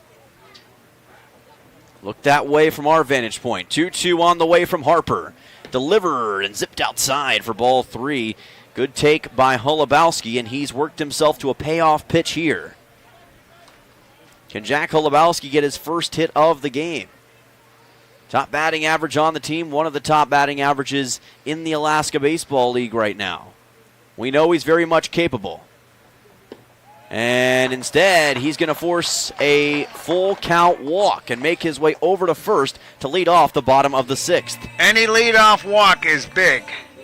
And 50% of them come around to score in the long statistical history of baseball. Something like that, anyway. It's always been a good thing, for the most part.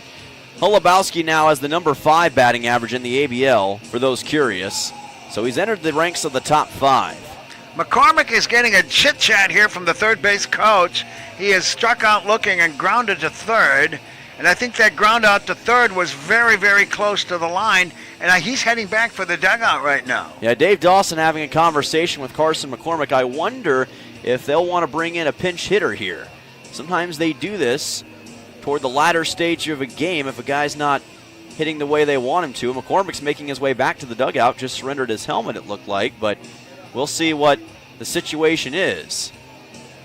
I'm going to guess you might see our backup catcher come out. Well, we're keeping a close eye on it. Number 6? Yeah, number 6 has grabbed a bat. Okay, and if that is indeed the case, that'll be Brady Brown coming to the plate here.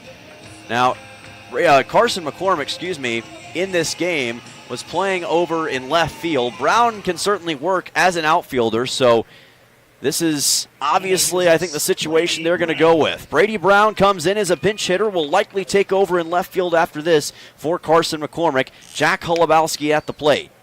McCormick had been hitless so far in this game, so this done to see if the Oilers can produce a little more offense here. And a bunt shown by Brown. He lays it down, but fouls it just to the left of the third base line. Well, that hugged the line for halfway down.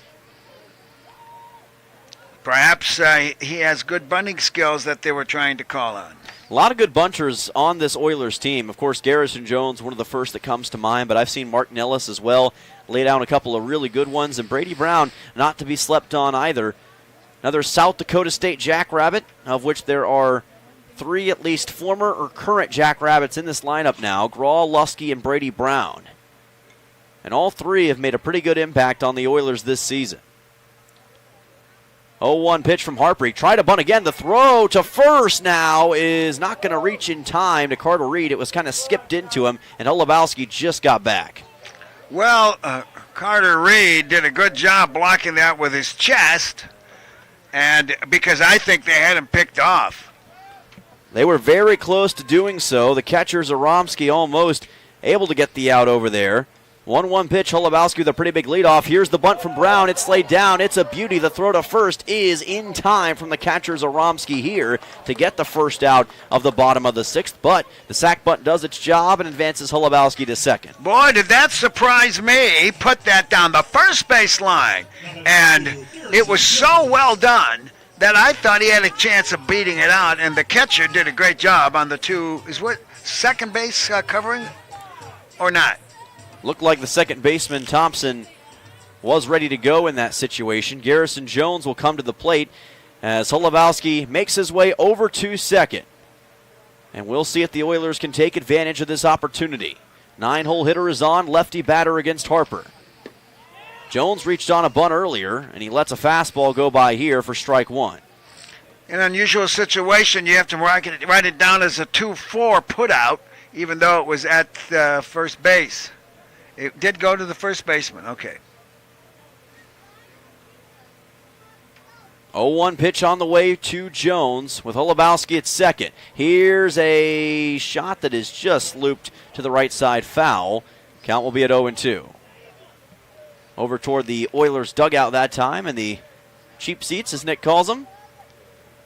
And past Larry McCann, who's the first base coach right now for the Oilers.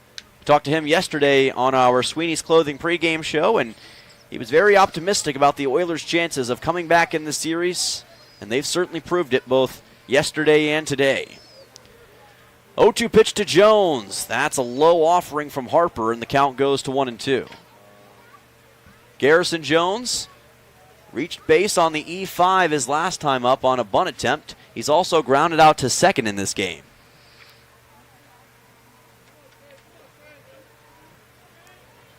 1-2 with Holubowski over at second. Delivered. Here's a high chopper up over the mound, picked up by the shortstop, thrown on to first for out number 2. Good work by Nick Moyer to get the out on Jones. That's 2 away. It does advance Holubowski to third, however, with a 2-out situation. We have seen a lot of jackrabbits today. That we have, and that was a prime example of one. That brings us to the top of the order with Brooks Hossenclaver up, brought to you by State Farm agent Christy Babcock. Auto insurance, homeowners, life insurance, and investing opportunities with locations in Kenai and Soldotna. Call today at 907-283-7116 in Kenai or 907-262-4440 in Soldotna. Like a good neighbor, Christy and her team are there for you. Hossenclaver at the plate, Holubowski at third, and here's a great strike from Harper to bring it to an 0-1 count. Oh, if they're going to pitch to him, look out. Went off speed that time. And again, you got to be careful with Hossenclaver. You always understand the danger that can come to pitching against him. 0-1, and he tried that same style of pitch, but just missed outside here. Count evens at 1-1. It is Carson Jacobs behind the mound, or behind the plate, I should say, for the Chinook, or for the umpiring crew tonight. 1-1 to Hossenclaver. Oh, swing and a miss. Tried to send that one over the fence, but couldn't catch a piece of it. 4 hits for each team, 3 errors for each team. Just 1 run separates the Oilers and the Chinooks right now. He will not throw him a strike here. 1-2 on the way. And you would be correct. That is outside for ball number 2. Hossenclaver, more often than not the guy to swing at those, and he proves that notion correct. Watch for an off-speed now. 2-2 on the way. Bucks on top 7-6 now over the Glacier Pilots' top half of the 9th. That's low for ball 3. That was not an off-speed pitch, so I'll guess right the first time, not the second. All right, full boat. 3-2 on the way for Brooks Hossenclaver. Very critical moment, I would say, in the game for both sides. Oilers trying to extend their lead to multiple runs. Payoff pitch to Hossenclaver. Well inside, it hit him. And oh boy, he took a heck of a shot. Looked like that ball may have ricocheted off of his stomach or chest. But he's going to make his way over to first. I know think that it's hurt. a shin or an ankle. I'm not sure. But he is limping slightly. Yeah, he is limping. Wherever it hit him, I'm just glad to see he's up and okay because it looked pretty brutal. Martin Ellis, former teammate at Connors State's going to make his way to the plate. He's overdue here. He's got 2 runs scored. He's walked and been safe on a fielder's choice and with an RBI. But he hasn't had a hit for a while. Reached twice in this game, grounded out on a double play his first time up earlier today. Can he drive in a run here, perhaps? This is well inside from Harper, and the count will be at 1-0. Prime opportunity for the Oilers here, and this is a chance you want to take advantage of because you don't know how many more shots you're going to get to add on to this lead. You look at these first 7 hitters, and they're all deadly. Nellis, high fly ball to center field, ranging back is Butler, and he does make the catch for out number 3. So the Oilers will have a couple of men stranded on base. No runs, no hits, no errors in the bottom half of the 6th inning. And the score remains Oilers 4, Chinooks 3. Nick Sorrell will take over play-by-play the rest of the way home. We appreciate you tuning in. We'll be back for the top of the 7th in just a moment on ESPN. Cuts, fractures, sprains, burns, fishhooks, and workplace accidents. Odyssey Urgent Care treats the injuries that can't wait. Need stitches? They perform laceration repairs right here. Got a fishhook where it doesn't belong? Well, they can help with that too. Yes.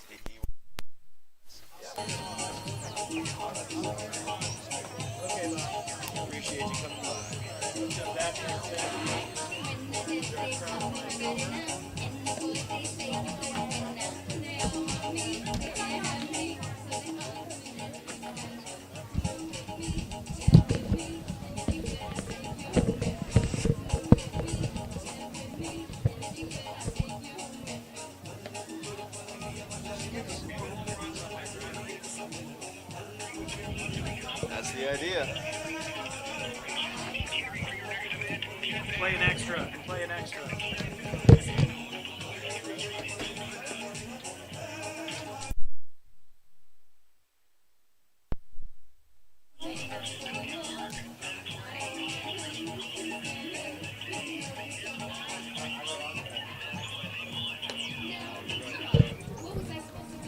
and Saturdays 11 to 3. AK Express makes busy schedules easier. Conveniently located at the corner of Bay Beach and West Lane. Be right again. AK Express, where convenience is king.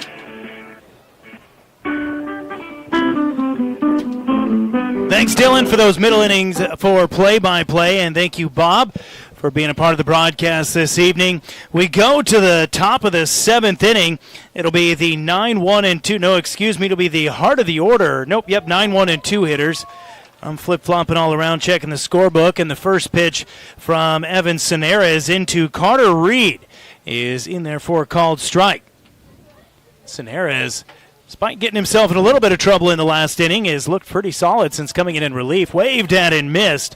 And Reed behind in the count, 0-2. Cineras working effectively, bouncing between fastballs and some stuff with lateral movement. He's got a nice little slider action there. He certainly does, and this is a guy who, before in this season, has gone as much as 4 innings, so he certainly has the capability to go pretty far into this appearance, which the Oilers would love. Just 4 hits on the day for the Chinooks. There's a breaking ball that does not quite graze the outside black, and it's ball 1. That was I don't know if Reed had the presence of mind to lay off that or if he was just fooled badly by it and it worked out in his favor. Yeah, it was very close, and like you said, he kind of just stood by and watched it. Fortunately for him, it just missed the zone, but I don't know if that'll miss too many more times here. The right-hander sets and delivers the 1-2, and that's popped foul off to the right side, and the count remains a ball and 2 strikes. Oilers holding on to that tenuous 1-run lead, and it's going to be really heavily dependent on this defense the rest of the way. I talked about the bullpen in the pregame show for the Oilers, and again, here it is coming into really a huge aspect of the game late. 1-2 pitch on the way from Cineras, and it's a line drive base hit back up the middle. And the number 9 man, Carter Reed, is aboard with a leadoff single. Yeah, pretty routine loop shot down towards right center field up over the head of Cannon and Graw. About as simple as you could ask for a hit. That's effective for this 9-hole, and that sends up the top part of the order, which could be deadly. A good hitting top of the order for the Chinooks. However, tonight, just 1 for 9 between Reese Vassar, Austin Young, and Kirby Jenkins.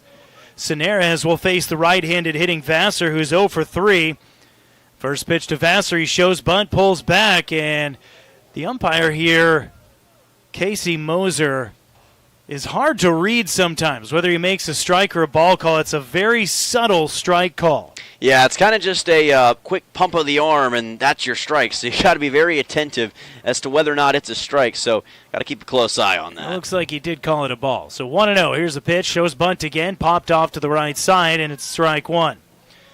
Oilers leading 4-3 in the top of the 7th inning on your 3 Bears Alaska scoreboard. Chinooks, though, threatening the number 9 hitter Reed Carter a moment ago, singling to lead off the top of the 7th inning. He stands on first base, and it's the number 1 hitter in the lineup, Reese Vassar. At the plate, a .286 hitter, came in with 14 hits and 10 RBIs to start the game. Shows bunt again, lays it down, and it's up the first base line. It's going to be fielded by Cineras, and he has to work for it to flip it to first base, but Lusky is there to record the out, and there's 1 away. But the game-tying run advances to second base, and Vassar does his job.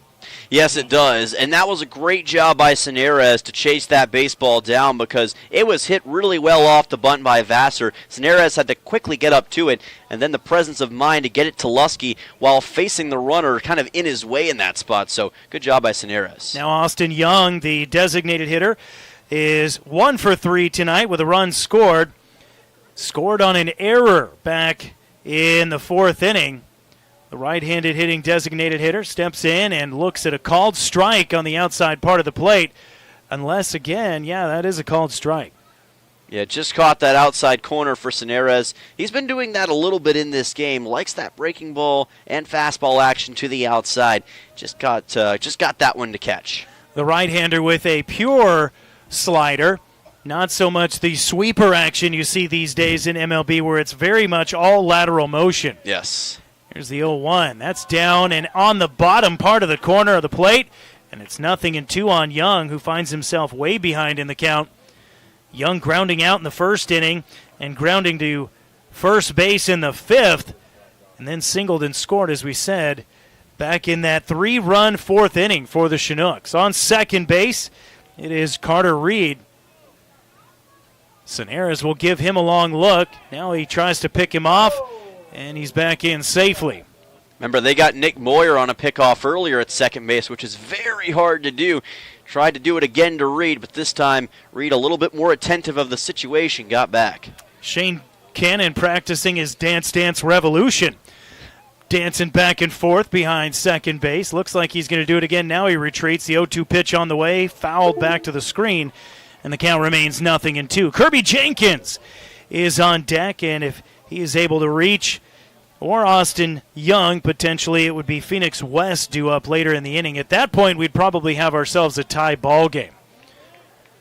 On second base, Carter Reed, Evan Sonares on the mound trying to hold the Oilers ahead by 1. Sonares a long look back at second. Now he comes home and just misses above the letters with a fastball. And that one, I want that one back, Dylan. Yes, that was very, very close for Sonares. I mean, the thinnest of margins in that situation from being a strikeout. And a strikeout here, I think, would entirely change the complexion of this inning. With a runner already at second, you get it to 2 outs, and it's a completely different ball game all of a sudden. Ball and 2 strikes. Here's the pitch. Breaking ball off the plate, and the count evens up 2-2. Because the whole idea of that bunt by Vassar was to possibly manufacture a run for the Chinooks. But if you get it to 2 outs like that with a runner that's still at second, you take away the sac fly, and it becomes a lot tougher for Jenkins then to drive in a run. 1 away and a man in scoring position for the Chinooks in the top of the 7th, trailing the Oilers 4-3.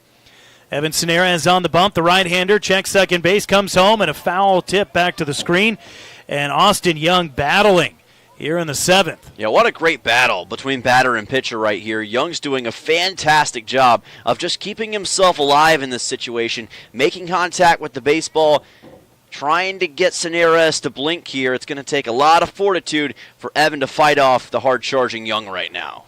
Sonares, a long hold as he looks in, or rather not a hold because he's not set yet, working from the stretch. Now he gets a sign, checks the runner at second, giving the evil eye back there, and now he comes home right down Main Street. No! Oh, that misses inside. I thought that was going to be called third strike all the way, and as it stands, it's a 1-out walk to Austin Young. Man, he just missed a couple of times on the fastball, just a little bit high, both to the outside and then this time back towards the inside part of the plate. And I mean, the thinnest of margins again separates him from a potential second out in the inning. And now 2 runners aboard for the Chinooks here, and Jenkins to the plate. I don't want to be too much of a homer right now, but first base had a bow on it when Austin Young got down there.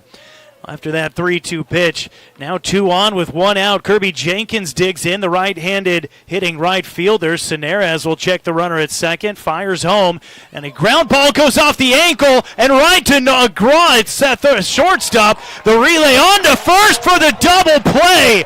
Oh, my goodness. Wow, I've never seen something quite like that before. It literally ricocheted off of Sonares' foot right to Nolan Graw. Talk about a Christmas present in July. One of the wildest double plays I've ever seen, Nick. I'm going to call that one baseball karma for what I thought should have been a strikeout on the 3-2 pitch to Austin Young. As it stands, it deflects off the ankle of the pitcher and goes right to Nolan Graw. And the Oilers, the twin killing, ends the threat in the top of the 7th, and they hang on to that 4-3 lead as we go to the bottom of the 7th right here on ESPN Radio.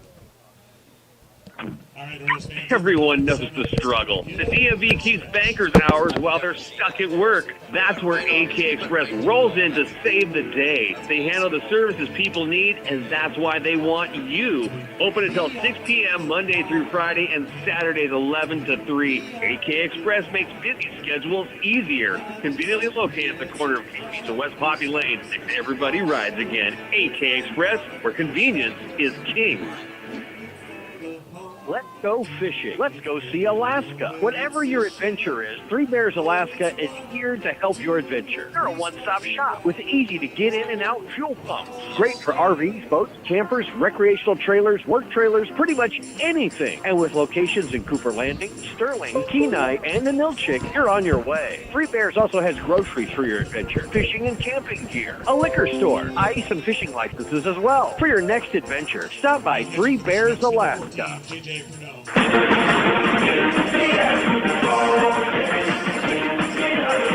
Welcome back to Coral Seymour Memorial Park, and on a beautiful sunny Tuesday evening here in Kenai, the Oilers leading the Eagle River Chinooks by a score of 4-3 on the Three Bears Alaska scoreboard. Nick Sorrell here along with Dylan Simmons and Bob Bird.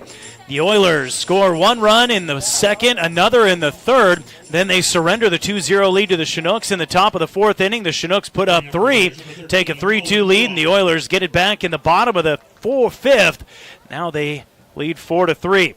Trey Harper back on the bump, and he will have the heart of the order due up for the Oilers. Nolan Graw, the left-handed hitting shortstop, looks at a ball high and away. Graw showing the leather, reading the deflection off the ankle of Evan Sonares to initiate the double play to end the top of the seventh. Here's the pitch, and he drives this one high, but it's going to hang up in left center field. And holding up there is Kirby Jenkins, and he'll make the catch for the first out of the inning. We do have a defensive substitution here for the Chinooks as well. J.J. Pruneau is now in a catcher for Chugiak, so he'll be working behind the dish, we'd assume, for the rest of this game. I'm going to need you to go ahead and spell Pruneau for me. Yes, Pruneau. You know, I wish I would have guessed because that's what I was thinking. Yeah, that's. I don't know how else you would spell it there, but yeah, that's how it works. Here's Luke Lusky, already one bomb in the game. He's 2 for 2, and looks at a called strike on the first pitch from Harper. Lusky picking up his second home run of the season. Started the game with a .250 average, 13 hits, 10 RBIs, and 1 home run. Now he's got 2 more RBIs and an extra home run. The 0-1 pitch high and away for ball one. Lusky has been in that cleanup spot most of the season. The hard right-handed hitting first baseman could take Harper deep here if he really wanted to. 1-1. And that was the swing he was going for. Swings through the fastball as Harper reached back and gave it a little bit extra. The count is a ball and 2 strikes on Lusky. Yeah, that was the ball to hit, I think, in Lusky's mind. Went after it just a little bit late trying to get to that ball. Now faces a 1-2. Base is empty, no one out, and there's a fly ball towards center field, but it's right at Kai Butler, and he'll drift in into his left and make the catch for the second out of the inning. So 1-2. Graw and Lusky go in order on fly balls to the outfield. That's pretty fortunate for Chugiak, considering how good the heart of the order has been today for the Oilers. Getting 2 quick outs on flyouts, testament to Trey Harper in this defense, but not done yet with Owen Musil now at the plate. Owen Musil has yet to get in on the hitting action today. Reached on an error, struck out swinging, and took a walk. First pitch is a called strike. Nice pitch from Harper. Had that breaking action as it grazed the outside part of the plate, and the count is 0-1. Tied with Hassenclaver for 17 RBIs entering the game, which is tied for the league lead in the ABL right now. Neither one with an RBI yet in this game. Fouls this one back to the screen off the plate, it looked like, and he's quickly in an 0-2 hole. Also tied for the team lead with 18 hits coming into this game with Hassenclaver and Mark Nellis. Although Hassenclaver has taken that lead, picking up his 19th hit on the season earlier today. The right-hander with the 0-2 well off the plate, and that's an easy take for the sharp-eyed Owen Musil. A .290 hitter at the beginning of the game. That has dropped just a little bit as he is 0 for 2 thus far today. Nobody on and 2 outs for the Oilers in the bottom of the 7th inning. 0-2 pitch again. A slider that breaks off the plate. And Musil has battled himself back to a 2-2 count. We'll set the defense for the Chinooks after this pitch if we get another one. 2 balls, 2 strikes, 2 outs. There's a pitch. Ground ball right toward Moyer. He'll field it on a hop, absorbs it right in his midsection, and flips all the way across to first base to retire the side. The Oilers go 1-2-3 in the bottom of the 7th. The score remains 4-3. We'll be back with the top of the 8th right here on ESPN Radio. Bearbucks is making savings easier than ever with. Hey, Nick, they're saying your camera on the YouTube call. Okay. Just scan the QR code in store and sign up in seconds. Start earning rewards at just $5 and get double rewards when you spend $50 or more. Don't miss out. Your rewards are tracked right on your receipt and easy to use in the app. Bearbucks. More savings, more rewards every time you shop. Who would you call if your vehicle broke down? If you just had an accident or just spun off into the ditch? You might be able to think right now, but in the moment, it might be hard. So here's what I want you to do. I want you to add this name and number to your phone in case of emergency. Okay, are you ready? It's Genwar. That's Jenwar, Towing and Recovery, 394-6068. That number again is 394-6068. Available 24 hours a day. Genwar Towing and Recovery. Make sure it's in your phone.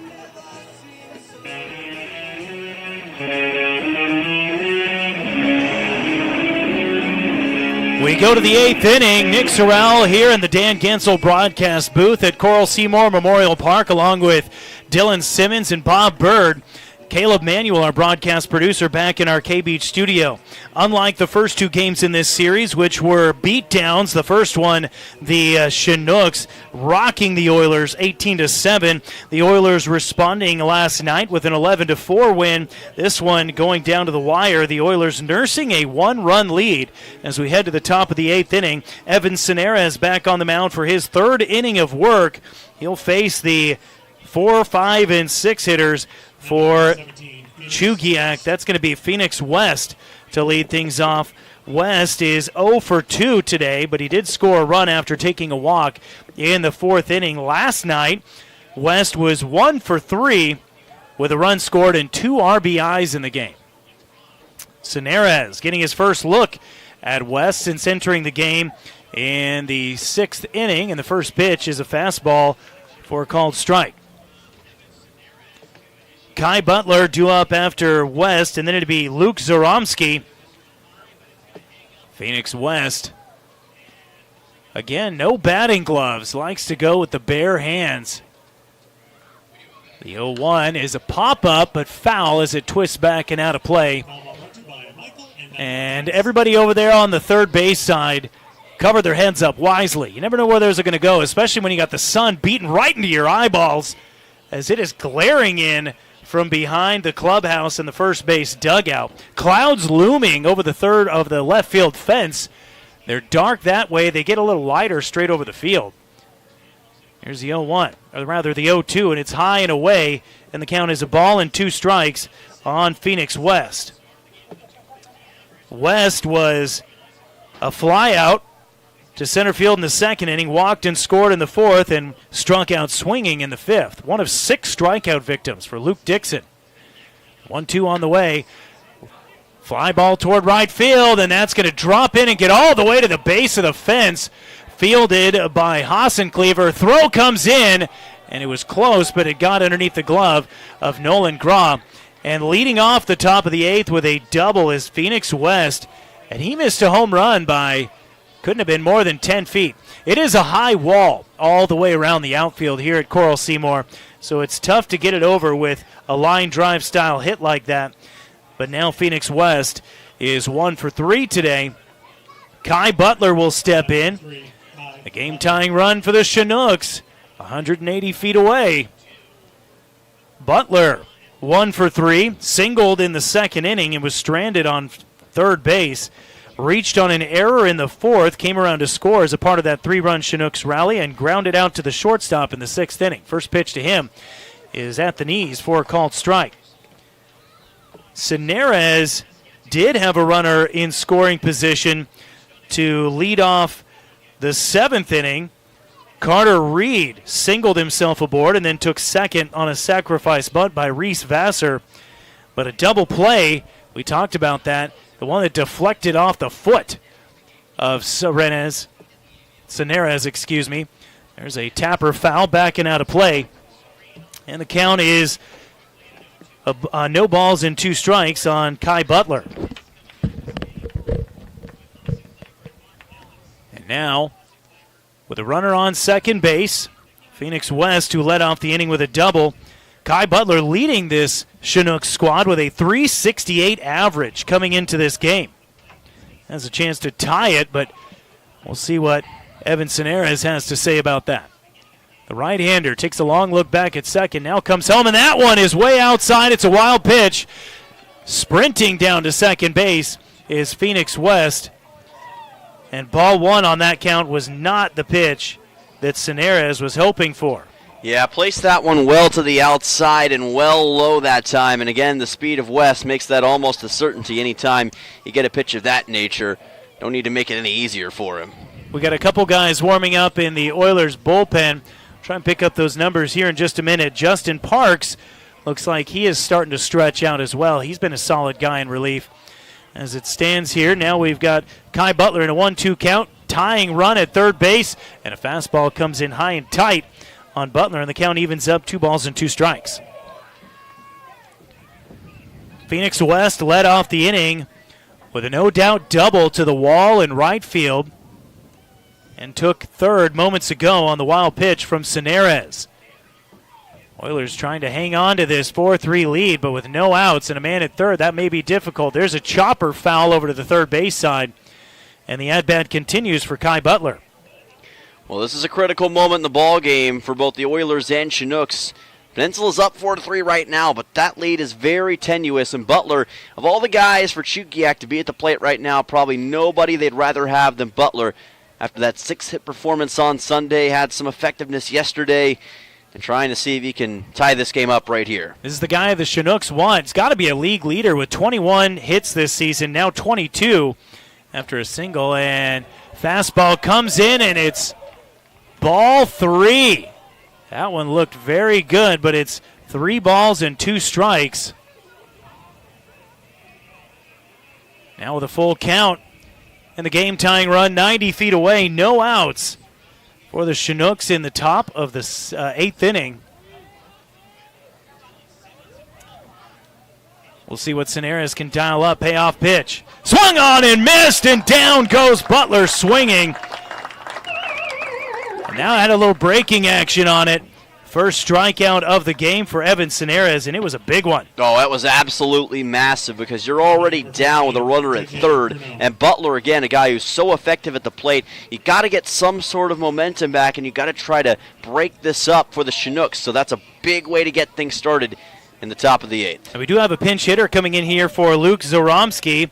Zoromski wearing the number 55, and this guy sports the number 14. First pitch to the pinch hitter is a called strike. We'll see if we can't pull up exactly who that pinch hitter is. Yes, that's J.J. Pruneau, who took over for him as the catcher. He's now up to bat for the Chinooks.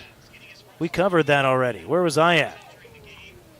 There's a lot going on. There's a lot going on. Pruneau fouls the 0-1 off the right side, and he's quickly in an 0-2 hole.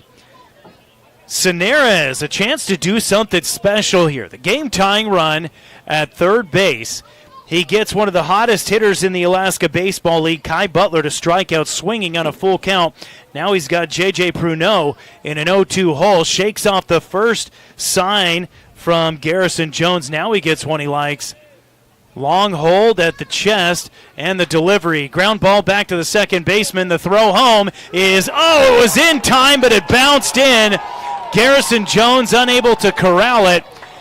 And Phoenix West scores the game-tying run on the fielder's choice by J.J. Pruneau, and I think we're going to have to score that. An E4 throwing error, do you think? I mean, he spiked it in the dirt. Maybe, maybe not. We'll just score it a fielder's choice. Yeah, I'm going to go just fielder's choice right now because the throw was right there where it needed to be, it looked like, and Garrison Jones had a chance, just bobbled it out. So I'm not going to assess an error for that, but it looks like Dave Dawson may want to make a pitching change here. Comes out, and he is looking to the bullpen, signals the right hand, and I think we're going to get our pitcher. We'll step aside. Game now tied 4-4 in the top of the 8th inning. Oilers and Chinooks on ESPN Radio. I was told if you can sing it, you can remember. So I want to try this. First, if you ever need a tow truck for any reason, I want you to remember Gin War Towing 394-6068. Maybe you're on a date and you slide in the ditch, call Gin War Towing 394-6068. You really shouldn't sing. Maybe I need more reverb. Gin War Towing. Not so much. Denwar Towing 394-6068. One Looking more. for fun for the whole family that they will love? Head over One more. K Beach Road, the Peninsula Entertainment Center for all ages. Play in the arcade. Into the active VR game room, glow it up with blacklight mini golf, bounce on inflatable fun, and grab a snack at the snack bar. Birthdays, work parties, and so much more. You can book them now at Jumpin' Junction on K Beach Road. Jumpin' Junction, where there's fun for the whole family.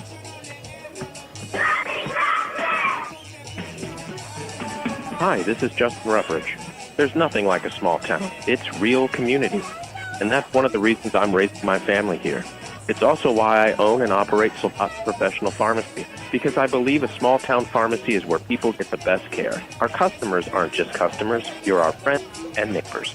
Stop by at 299 North Binkley in Soldotna for hometown friendly service. I'm Justin Ruffridge, and I'm here to serve you.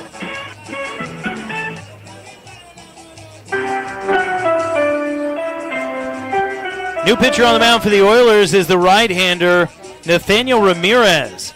Ramirez comes in with a 9.39 ERA. He's 1-2 on the season in 7 appearances. He's pitched 7 2/3 innings. He's given up 8 hits, 10 runs, 8 earned. He's also walked 10 men, struck out 9. So Ramirez has struggled a little bit with control thus far in the season. Comes up in a big moment here. He's going to get Nick Moyer, the 156 hitter, is 0 for 3 today. Grounded out in the 2nd inning. Struck out looking in the 4th and reached on an error in the 6th inning. We can't quite close the book on Evan Cineres yet, as he is responsible for J.J. Pruneau over at first base. Nathaniel Ramirez sets about waist high, showing bunt, and it's popped up behind the plate, but the catcher, Garrison Jones, unable to get back to it quickly enough, and the count is 0-1 on Moyer. For those watching on YouTube, we're trying to get the camera situation figured out right now. We're having a jam with the GoPros, so we're working through that, just to let you know. Appreciate your patience. Technical difficulties are things we are willing to work through to continue to bring you Oilers baseball action. Ramirez with a man on first behind him, 1 out in a tie ball game, 4-4, facing Nick Moyer, an 0-1 count, and the right-hander fires home and misses inside with a 4-seam fastball, and the count evens up, a ball and a strike. Well, Nate Ramirez, always a solid option to go to for the bullpen for the Oilers. I think he's had his best pitching so far in the late portion of June and the month of July. I think that's when he's been at his best overall. He's improved as the season has gone on, and he'll need to stay that way right here. 1-1 pitch, swung on and missed by Nick Moyer, and the count is a ball and 2 strikes. Moyer again 0 for 3 thus far today. Josh Thompson is the man on deck. He's 1 for 2, has one of the 2 RBIs for Chinooks hitters. Runner on first gets his lead. 1-2 pitch, breaking ball, drops in for called strike 3. And Ramirez serves up a dish cold and sends Moyer back to the dugout. Oh, he absolutely does. A brilliant breaking ball that catches the outside corner. Almost unhittable, even for a guy like Nick Moyer, who's been solid throughout the season. Not much you could do about that. Here's Josh Thompson, the left-handed hitting second baseman. Evan Cineres, currently the line on him, 2 1/3 innings pitched. He gave up 1 run. It was earned on 2 hits, walked 2 and struck out 1.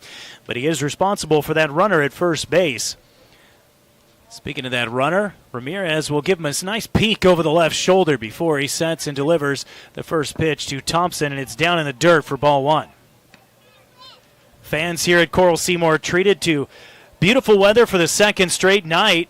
The wind is relatively mild. Grandstands right behind home plate are, I would say, probably 50% full. And the beer garden 50-60% full. Ramirez turns and fires to first base.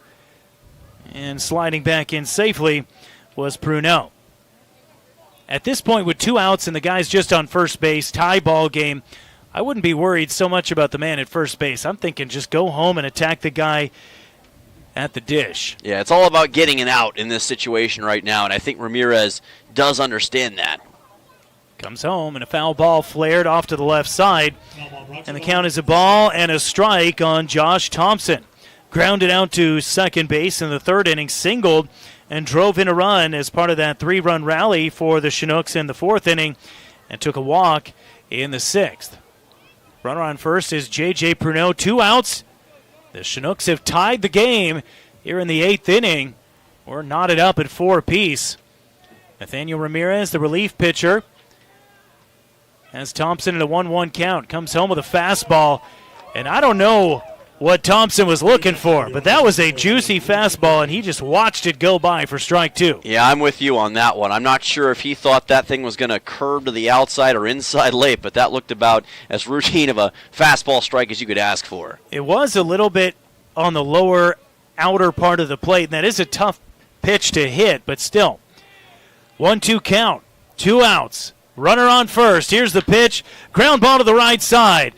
Cannon fields it on a couple hops and throws to Lusky to retire the side. But the Chinooks strike back, and they tie the game, and we go to the bottom of the eighth inning, all knotted up at 4 apiece, right here on ESPN Radio. Looking for fun for the whole family that they will love? Head over to Jumpin' Junction on K Beach Road, the Peninsula's entertainment center for all ages. Play in the arcade, dive into the active VR game room, glow it up with blacklight mini golf, bounce on inflatable fun, and grab a snack at the snack bar. Birthdays, work parties, and so much more. You can book them now at Jumpin' Junction on K Beach Road. Jumpin' Junction, where there's fun for the whole family.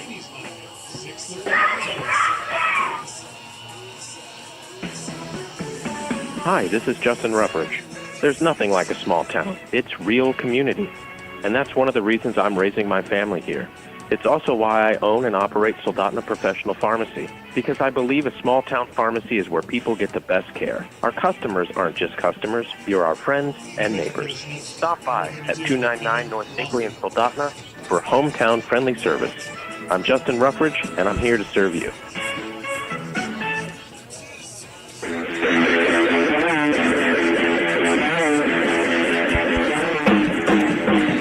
It's crunch time for the Oilers as we go to the bottom of the eighth inning. Nick Sorrell and Dylan Simmons and Bob Bird with you from the Dan Gensel broadcast booth here at Coral Seymour Memorial Park. The sun continues its steady path toward the horizon. It's going to take it a while to get there, though, for those of you that aren't familiar with the way the sun works here in Alaska. But it's moving off over that behind the first base dugout. Clouds darkening as they creep in from the east, coming in across the inlet, the Cook Inlet. And we have a new pitcher on the mound for the Chugiak-Eagle River Chinooks. Try and get a beat on exactly who we're looking at here. Number is 32, and that pitcher is Evan Rossi. Evan Rossi will take over for Trey Harper, who pitches 2 1/3. And he doesn't give up any hits, runs, walks one, and doesn't strike anybody out. Rossi will take over, and he's going to have to face the 6, 7, and 8 hitters of Shane Cannon, Jack Holubowski, and Brady Brown. Stepping in, batting from the right side is Shane Cannon, 0 for 3 today. Rossi along set. Now he comes home with a fastball that catches Cannon looking right there at the knees. 0-1. Happy to report we do have camera functions again with the GoPro. It's a different model GoPro, but it'll work at least for the end of the game, hopefully. Glad to have you back. 0-1 pitch. Bounces in for ball 1 against Shane Cannon. Came into the game batting .217. Has seen that drop just a little precipitously in this game with 4 hits and 8 RBIs on the season. No hits today. He looks at a strike on the inside part of the plate. It actually popped out of the glove of J.J. Pruneau. But the count is a ball and 2 strikes on Cannon. Wow, looked maybe even a little bit low from our vantage point, but still called for a strike. Of course, the Oilers want a leadoff runner here as badly as you could ask for right now. Game tied 4-4. 1-2 pitch. Flare to the right side, and that's going to drop in inside the chalk. Chugging around first and heading for second. Ball gets tied up in the corner, but able to get it and feed it back in very quickly is Kirby Jenkins. And there we go. You ask and you shall receive. Shane Cannon delivers a leadoff double. He says, I see what you do, Phoenix West, leading off the top of the 7th, or rather the top of the 8th with a leadoff double. I'll do you one better and do one of my own. And Shane Cannon has had a knack for that all season long, especially against the Chinooks. In the first game these two teams played this year, he had a double in that game late to help spur the Oilers in a comeback attempt, and he gets a double here that's just barely toward that right field corner. What a way to start the bottom of the 8th for Peninsula. Evan Rossi coming in relief allows the first man he sees to reach, and now the go-ahead run is in scoring position for Jack Holubowski. Came into the game batting .326, and a big home run yesterday. Comes up in a big spot here, looks at one low for ball 1. 15 hits before this game got started. Still sitting on 15. He's 0 for 1 with a pair of walks and a flyout. 6 RBIs this season. Trying to add on to that total here. Rossi sets at the chest, fires, and gets a called strike on a breaking ball on the inside corner. 1-1. The Chinooks get a run in the top of the 8th inning to tie the game at 4-all. Chinooks 4 runs on 7 hits. They have 3 errors in the game. Oilers 4 runs on 5 hits and 3 errors. Rossi long hold, now he'll deliver, and it's bounced in, but blocked well by the catcher Pruneau to keep Cannon at second base, ball 2. Feels like Holubowski's due for one right here. He's reached a couple of times today on walks, but still doesn't have that first hit of the game. And for a guy with a top 5 batting average in the Alaska Baseball League, you just feel like this could be the moment where he could get it done. Holubowski, the right-handed hitting third baseman, looks at another one down in the dirt, but that's blocked again by Pruneau.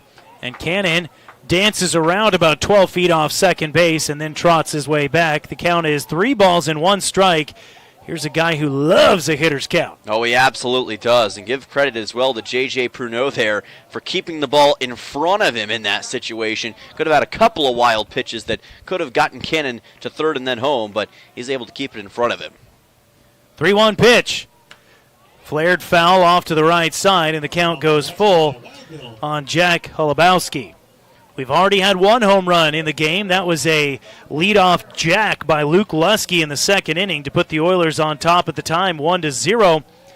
Since then, we've had runs scored by both squads to get us to this 4-4 score on your 3 Bears Alaska scoreboard. Now Jack Holubowski with a go-ahead run in scoring position and a 3-2 pitch on the way. Drops down low, and he takes ball 4. So the first 2 Oilers to come up in the bottom of the 8th will reach. And now Brady Brown, who sacrificed a runner into scoring position in the 6th inning as he was a pinch hitter for Carson McCormick. And I can't imagine we're going to see him doing anything different here. Yeah, I think it's going to be bunt time here for the Oilers. You need just 1 run to retake the lead going into the top of the 9th. And if you get yourself in that situation, I would imagine Kevin O'Pannell would be coming out for the Oilers here. So the idea is just get that 1 magic run and hopefully take the lead for good. O'Pannell, the league leader in saves in the ABL with 7, I believe. And now we get a signal, and we had a long conversation between third base coach Dave Dawson and the home plate umpire Casey Moser. And then Moser turned around and put up 2 fingers, and I'm not sure what that was all about. But now Brady Brown will show bunt, pulls away from one that trails outside the zone, and he takes ball 1. Another thing to consider here is that you know that Evan Rossi and the Chinooks are expecting bunt in this situation. First baseman Carter Reed and third baseman Reese Vassar have already moved up in anticipation, so you got to be careful here if you're Brown. There's a foul. Oh, a wild pitch gets past Pruneau, and the runners will advance for free. And now a 2-ball count on Brady Brown, who not only has a chance to move the runners ahead, but he has a chance to bring in the game-leading run. Oh, he absolutely does, and that is a drastic mistake from Rossi in that situation. That's one of the last things that you could hope for in this situation, to advance both Cannon and Holubowski to second and third respectively. Now the bunt is out of question for Brown, but he's got a little more leeway still with no outs. Count is 2 balls, no strikes, 2 runners in scoring position, and a tie ball game, bottom of the 8th inning. Rossi, the pitch, and it's a called strike at the knees, dots the corner on the low outside part of the plate, and the count is 2 balls and a strike on Brady Brown. What basically happened there is that Brown got the sac bunt he wanted and didn't have to suffer an out for it, so that opens up a lot more here in this bottom of the 8th, folks. 2-1. Tapped foul back to the screen, and the count evens up at 2 balls and 2 strikes on Brown. Came in as a pinch hitter in the 6th inning. They were hoping to tack on at what at the time was an insurance run when the Oilers led 4-3. He was able to advance a runner to second base, but no run came in to score for the Oilers. 2-2 pitch. Popped up. Could be deep enough to bring in Cannon from third. Catch is made, and Cannon will hold up as Kirby had that one coming in on a rope to Pernod at home. Yeah, I think that was the right decision because Jenkins has a heck of an arm over in right field, and that ball didn't go quite deep enough for Cannon to tag and score, so I think it was the right decision to just stay at third. And you still have 2 outs left in the inning, and now Garrison Jones. No, we have another pinch hitter. This is number 11. You're going to have to tell me the numbers here. I'll pull it up if I can find it. Reed Oakley. Yes, Reed Oakley is now at the plate. So he will probably take over at catcher for Garrison Jones as well. Oakley last night had a very good game. First pitch to him is a breaking ball that drops in there for a called strike.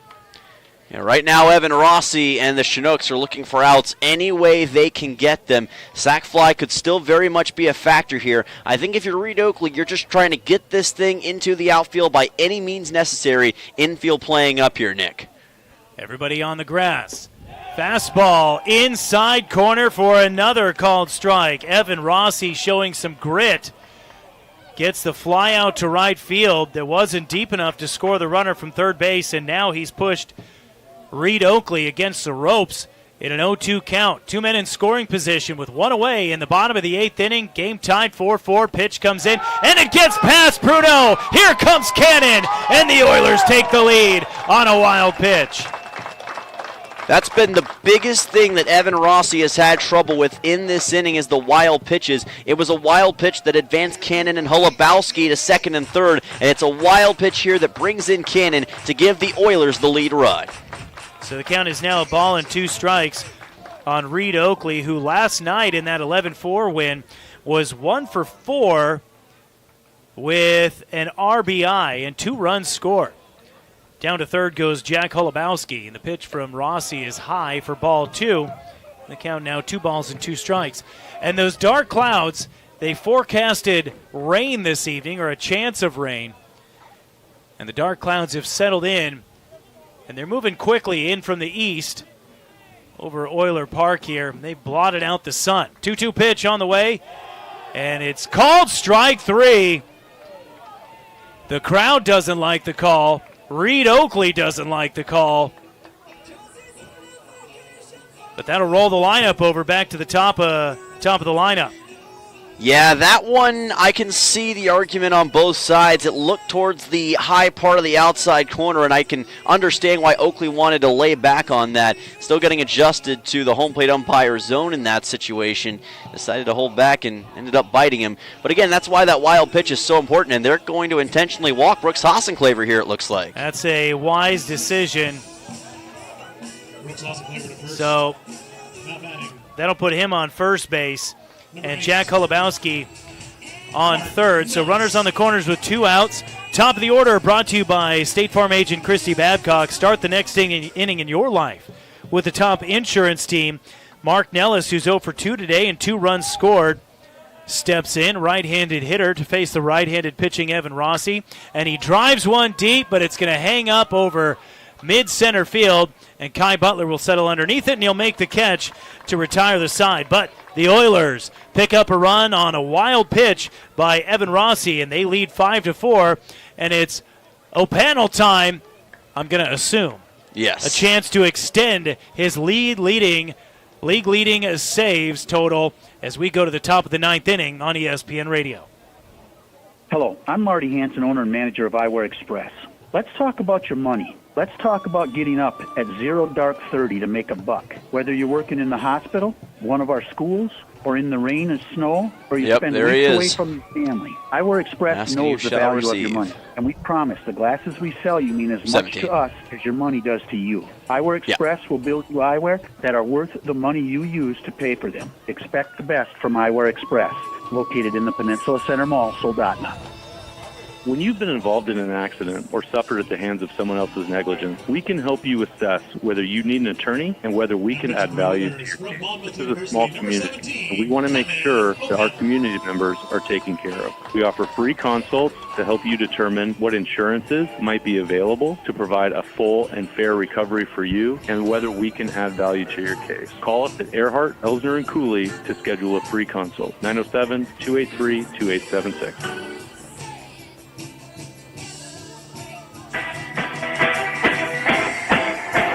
The Iceman cometh as we go to the top of the 9th inning. Kevin O'Pannell, who is the Alaska Baseball League leader in saves at 7, the right-handed senior from Monmouth University, will take the mound, and he will face the 9-1 and 2 hitters for the Chugiak-Eagle River Chinooks. You've seen a lot of O'Pannell this season, and he's been rock solid. He has been incredible on the mound in these late innings. When there's a guy that you need to come in and get you a couple strikeouts and 3 outs and end the game, it's Kevin O'Pannell. He has appeared in 7 games this season, each and every time he's gotten a save. So he is well-versed in how to handle these sorts of big-time situations, and it's always a look of dread, I'd say, for these teams whenever they see Kevin O'Pannell take the mound. However, he's still going to have to contend with the top part of the order for the Chinooks here, which will present a unique challenge. And again, the Chinooks need just 1 run to extend this game. O'Pannell, in 7 appearances, has given up, let's count them all up here. 0. Yes. 0 runs. No runs. Not a single one his entire time. A big giant goose egg, and he's going to look to extend that streak here tonight. He has 8 strikeouts on the season over those 7 innings, and he has given up 1 extra base hit. He's faced 22 batters. Batters against O'Pannell right now hitting 182. There's a reason I call him the human cheat code, because it's almost instant whenever you put him on the mound that you're going to get a win, but still got to take care of business. The right-handed O'Pannell, first pitch to Carter Reed, is fouled back and out of play for strike 1. O'Pannell looking to extend his saves lead to 8 saves. Oilers on top 5-4 on the Three Bears Alaska scoreboard in the top of the 9th inning, trying to make it 2 straight against the Chinooks. The 0-1 pitch, showing bunt and pulling back, and able to get it back in time was Carter Reed, and the count is a ball and a strike. Yes, he was. He was trying to lay down the bunt. That would have been a tough play for him to get to first on. I'm not sure if he could have done it. Doubt he goes back to it, but we'll see. And the 1-1 pitch will miss for ball 2. So Carter Reed, who singled in his last at-bat, was stranded at second base in the 7th inning when he had that single, is currently 1 for 2. He's struck out swinging, has been hit by a pitch, and has had that aforementioned single. O'Pannell, the right-hander, sets at the shoulders. Base is empty, no outs, comes home and buzzes the tower on Carter Reed, who twists away from a threatening pitch. We call that the brushback. Yes, and that was absolutely a brushback from Reed that time. Thing with O'Pannell is right now, a lot of these fastballs are coming in high. He's got to get it lower in the zone if he wants to get that strikeout on Reed. A pitching coach will tell you got to really get that index finger over the top on the four seam. Here's the 3-1. Fouled away to the right side, and the count is 3-2 on Carter Reed. That'll certainly help. Now you get the payoff pitch on Reed, and O'Pannell likes to set the tone with an early strikeout. He's done it time and time again this season. Are we on the verge of seeing another one right here? Oilers trying to extend their league lead to 2 games over the Chinooks. Payoff pitch, high for ball 4, and Carter Reed works a leadoff walk, and that will roll the lineup over for the Chinooks. And we have a pinch hitter coming in. No, excuse me, we don't. I saw Austin Young, and I was like, that's not number 6. Reese Vassar will be the hitter, and he's getting a long conversation from head coach Easton Babe before he heads to the box. Well, O'Panel understands in this situation that Vassar hasn't had the best day so far today, but he's got to get that fastball corrected. A little bit too high that time. Reed exploited that and got to first on the walk. Can't let that happen again if you want to make sure to take this one in the top of the 9th. We'll see if Carter Reed gets a green light to try and swipe second. He does have a decent lead. First pitch to Vassar is high for ball 1. So Vassar looks at that one upstairs, and now Holubowski comes in from third base to have a conversation with O'Panel. And I'm wondering if this is just an encouraging conversation. Sometimes you'll see position players, if they're savvy and paying attention, they'll notice something in the mechanics of their pitcher. And they'll come in and they'll say, hey, man, you're not getting over the top of that fastball. So all the way in on the grass is Holubowski. There's a chopper, goes all the way up over the screen behind home plate and into the grandstands. Don't see that very often. That had 25 feet of bounce. Yeah, I think it went off the press box window, I believe, if I'm not mistaken. It went off the press box in some capacity. That was a very odd hop. No outs and a runner on first. The Oilers on top 5-4. Bunt goes right back to the pitcher. O'Panel will field it and throw to first to get the first out of the inning. But an effective out as Carter Reed goes into scoring position now on second base. That's the second sacrifice bunt of the night for Vassar. And the idea of that is just to get Reed into scoring position. It's a transaction, and you've got one out. Now Austin Young to the plate, who has reached a couple of times today, or excuse me, just Once. One time today. No, twice. He had a single in the 4th and walked in the 7th. Yes. So he scored on an error in the 4th inning, but he is a .289 hitter before the game started. O'Panel will look back at Carter at second base, and now a cut and a miss on a nasty slider from O'Panel, and Austin Young behind in the count, 0-1. O'Panel doesn't go to the breaking ball very often, but he's got a very effective slider if and when he wants to use it, and we just got a demonstration of that right there. Drops it outside the door. Here we go. Another slider, and this one comes in at the letters. The backdoor slider puts Young in an 0-2 hole. I think that might be the pitch that O'Panel sticks with here. If Young can't make contact, quickly to an 0-2. That's the O'Panel we're used to seeing. Let's see if he can finish the job and get a K. Carter Reed on second base. Oilers lead 5-4. One out in the top of the 9th. O'Panel, fastball misses low. And the count is a ball and 2 strikes on the designated hitter Austin Young. Oh, he was going for it that time, and he's just daring Young to swing at that thing. Young very smartly held back, and that was the only thing that saved him from a potential strikeout. The count now 1 ball, 2 strikes. Oilers trying to make it 2 straight against the Chinooks. O'Panel checks the runner at second, checks him again, now delivers. Fastball back up the middle. That's going to get into center field, around third and heading for home. The throw comes in and it's going to be cut off. Actually, it's going to skip over the mound, and the first blown save of the season for Vassar as Austin Young delivers the game-tying single in the top of the 9th inning.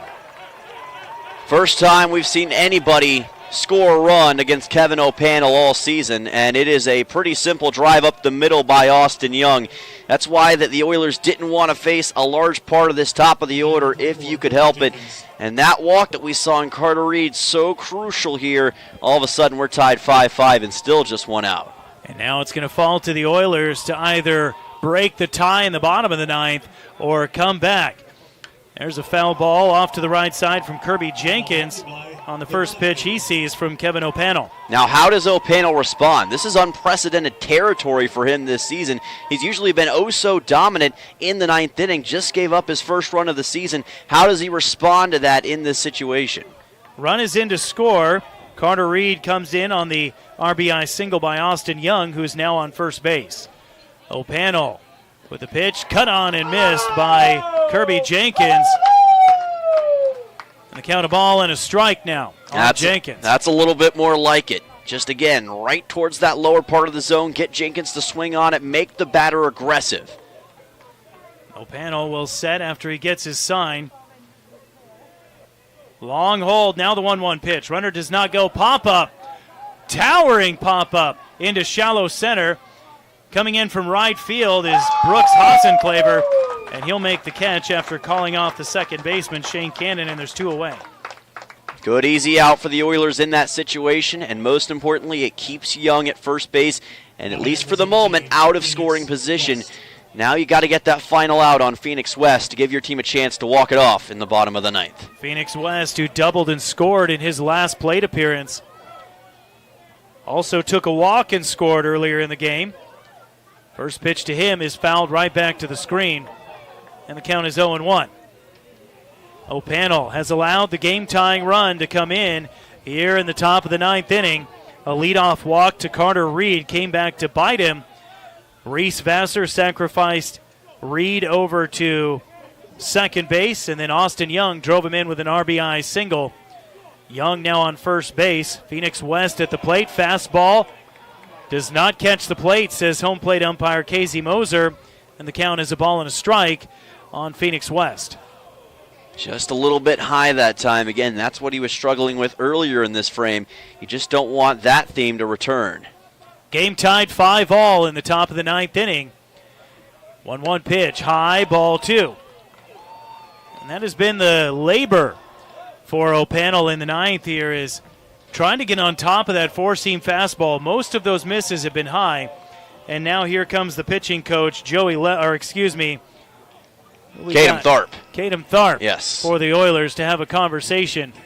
And it's a very brief conversation with O'Pannell. Yeah, wasn't a long conversation. I think Caden Tharp simply said, hey, man, get those fastballs down. That's the way I interpreted that. He came up to him and then pointed near the ground, and I think that's what he was trying to get across there.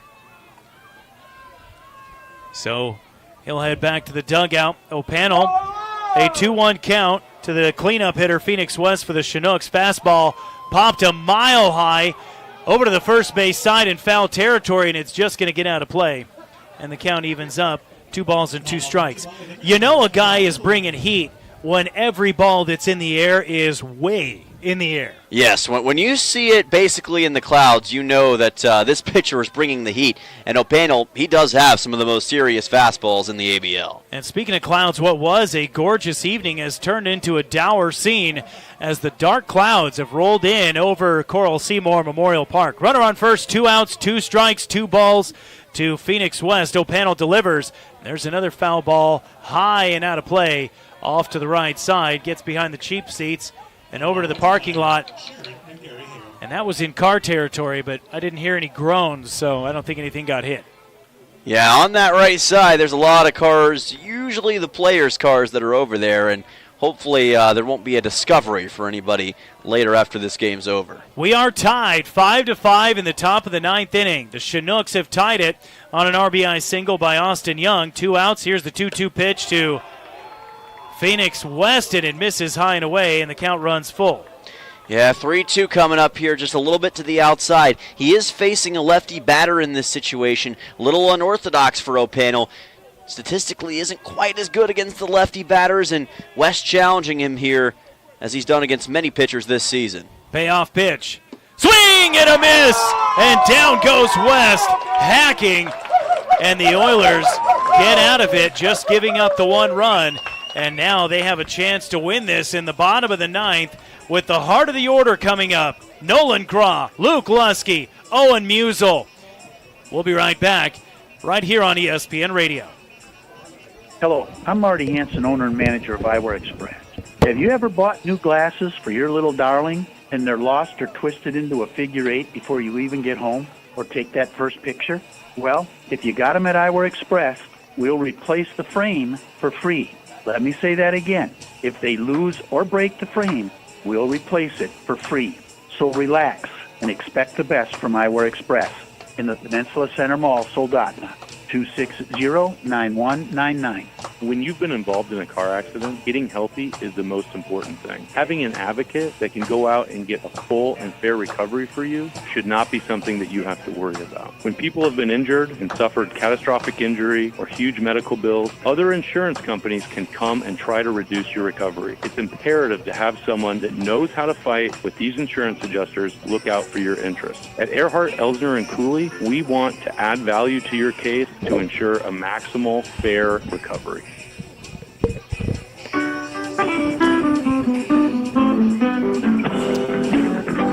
The Oilers have had a flair for drama all season long with some big swings of the bat, and they have a chance to make a statement here this evening as we go to the bottom of the ninth inning in a tie ball game, 5-5. The drama made even more tense. Kevin O'Pannell, giving up his first blown save of the season, was a perfect 7-for-7 in save situations, allows the game-tying run to come in the top half of the frame, but it's going to fall to Nolan Graw, Luke Lusky, and Owen Musel to try and tie this, or rather to win this game in the bottom of the ninth inning. Evan Rossi back on the mound for the Chinooks. Well, no perfect streak can last forever. O'Pannell did respond and end out the top of the ninth with the score still tied, so now it's up to the Oilers to get that final run to walk it off. The left-handed hitting Nolan Graw takes the first pitch from Rossi off the plate for ball one. Graw is 1 for 4 today with an RBI single back in the third inning.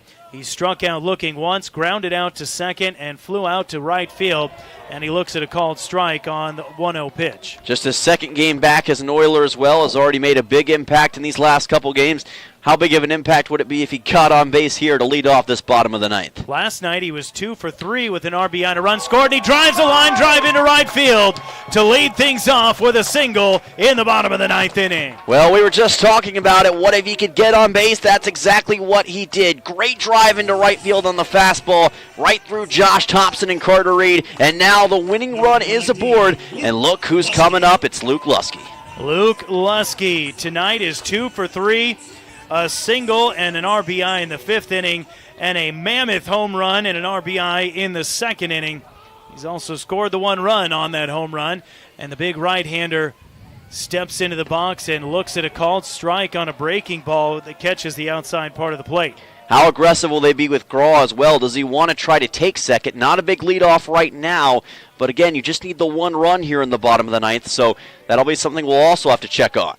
Graw does have some speed. Now he gets a big secondary lead, trots back, and the fastball comes in low to Lusky on the 0-1 count, and the count evens up a ball and a strike. Lusky's got to be very cautious but also aggressive, which kind of sounds like it's a bit hypocritical, but you got to be very careful in this situation because if you can take a walk, yeah, let's get it, but let's also get a hit if we can. 1-1 pitch, wrapped foul to the left side behind the plate. And Lusky behind in the count of ball and 2 strikes. I think this would be the pitch to go on if Graw is going to go. 1-2 count. You know that Rossi is going to try and get Lusky to chase here. Pitch on the way. Runner stays home. And Lusky does not chase the slider that drops out of the zone, and the count evens up 2 balls, 2 strikes. More often than not in these situations, the Oilers usually refrain from trying to steal base unless they've got a guy they're really relying on to get stolen bases. Again, Graw's only been back for a short time, so they're probably being cautious. 2-2 pitch, down and away, and Lusky has worked a full count after falling behind 1-2. And that's why you want to watch sometimes on these pitches. If you can get it to a 3-2, absolutely you want to do that. Don't be over-aggressive if you don't have to be. Even with the home run, I think Lusky's done a great job on this count. Owen Musel looming in the on-deck circle. Runner goes, and that one gets Lusky right in the back. And that is the first hit by pitch by Evan Rossi, and the Oilers looking very dangerous in the bottom of the ninth. 2 men on with no outs for Owen Musel. And all of a sudden, it gets a lot more tense if you're a Chinooks fan right here because you've already got the winning run in scoring position with the speedy Nolan Graw. And Owen Musel tied for the league lead in RBIs at the plate. He doesn't have a hit all day, but what a time this would be to get one. We said earlier in the game, it felt like he needed to get in on the party, and this might be his moment. The tall right-handed hitter stands very tall in the box, and he takes a pitch down and inside.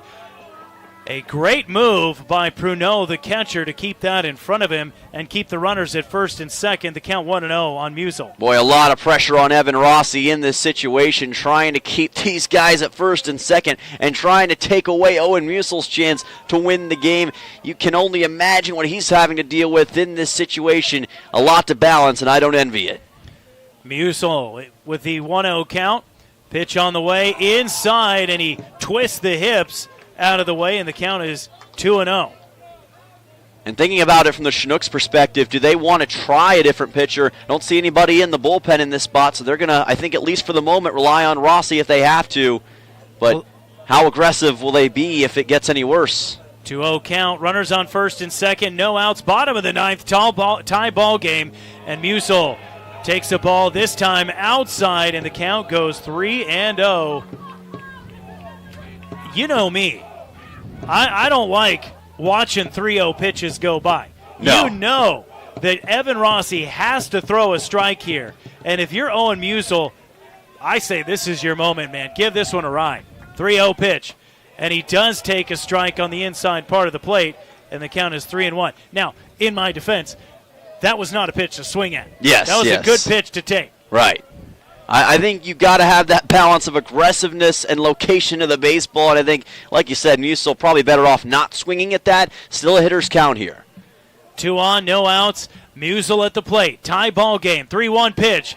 Chopped foul, and the count is now full. 3-2 on Owen Musel.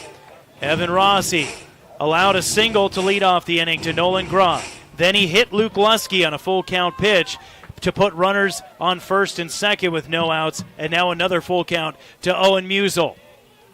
Rossi sets at the chest, the payoff pitch. Swing and a miss. I thought Musel may have gotten a piece of it, but what a huge strikeout for Evan Rossi. Yeah, Musel decided to be aggressive and ended up paying for it right there. I don't blame him for swinging at it, but man, just couldn't get a handle on that baseball. And all of a sudden, that's a huge out for the Chinooks in this situation, but still only one out. Shane Cannon, who is 1 for 4 today, led off the bottom of the 8th inning to give the Oilers that 5-4 lead. Had a double. Now he's here with 1 out and 2 men aboard. Fastball down in the dirt, blocked by Pruneau. And Rossi pitching better when he's behind in the count, it seems, than when he's getting those first ones across the plate. Yeah, I've noticed that as well. It's almost like he gets a little more aggressive when he's ahead in a count and ends up making pitches that just don't hit the mark. 1 ball, no strikes, 1 away. 5-5 the score on the Three Bears Alaska scoreboard. Pitch comes in, ground ball to the right side. This could be 2. No, it's just going to be 1, and it's thrown for the out at first base. Cannon does advance the runners to second and third, and there's 2 away in the bottom of the 9th inning. I think that was a good decision by the second baseman in that spot as well, because in that spot, you're probably not going to have as good of a chance at getting 2. Probably easier to just take the 1 and not risk getting nobody out in that spot. So, big second out. And here's the big Holubowski. Jack Holubowski digs in. 0 for 1 today. He's been walked 3 times. And he has a chance to win this one for the Oilers with 1 swing of the bat. 2 men in scoring position. First pitch from Rossi. Ground ball weakly hit to the right side. Diving. Nobody's covering first, but it's Rossi who gets there in time. And what a play as the second baseman, Josh Thompson, fielded that one from underneath a diving Carter Reed to retire the side. The Oilers put 2 men on with no outs, but they can't bring a run across. And we go to extra innings back here with the top of the 10th in just a moment. Tied 5-5 on ESPN Radio. Fall is just around the corner. Are you ready for your next chapter? At Kenai Peninsula College, we're ready for you. Registration for the fall semester is now open, offering the classes you need close to home. And big news, our residence hall is now open. You can once again experience full campus life, build lifelong friendships, and live where you learn while taking classes at KPC or any UA campus. Don't wait. Secure your classes in your room today at kpc.alaska.edu. Find your place at KPC. Uh-oh, that summer road trip isn't going far without Dan's Automotive. They've been saving Alaskans from roadside meltdowns with quick tune-ups, oil changes, and brakes that actually stop when you want them to. Dan's Automotive, located at the Napa Parts Building, is the secret ingredient to any successful adventure. Call 907-420-0416 and let Dan fix what your cousin thought he could. Dan's Automotive. No duct tape required.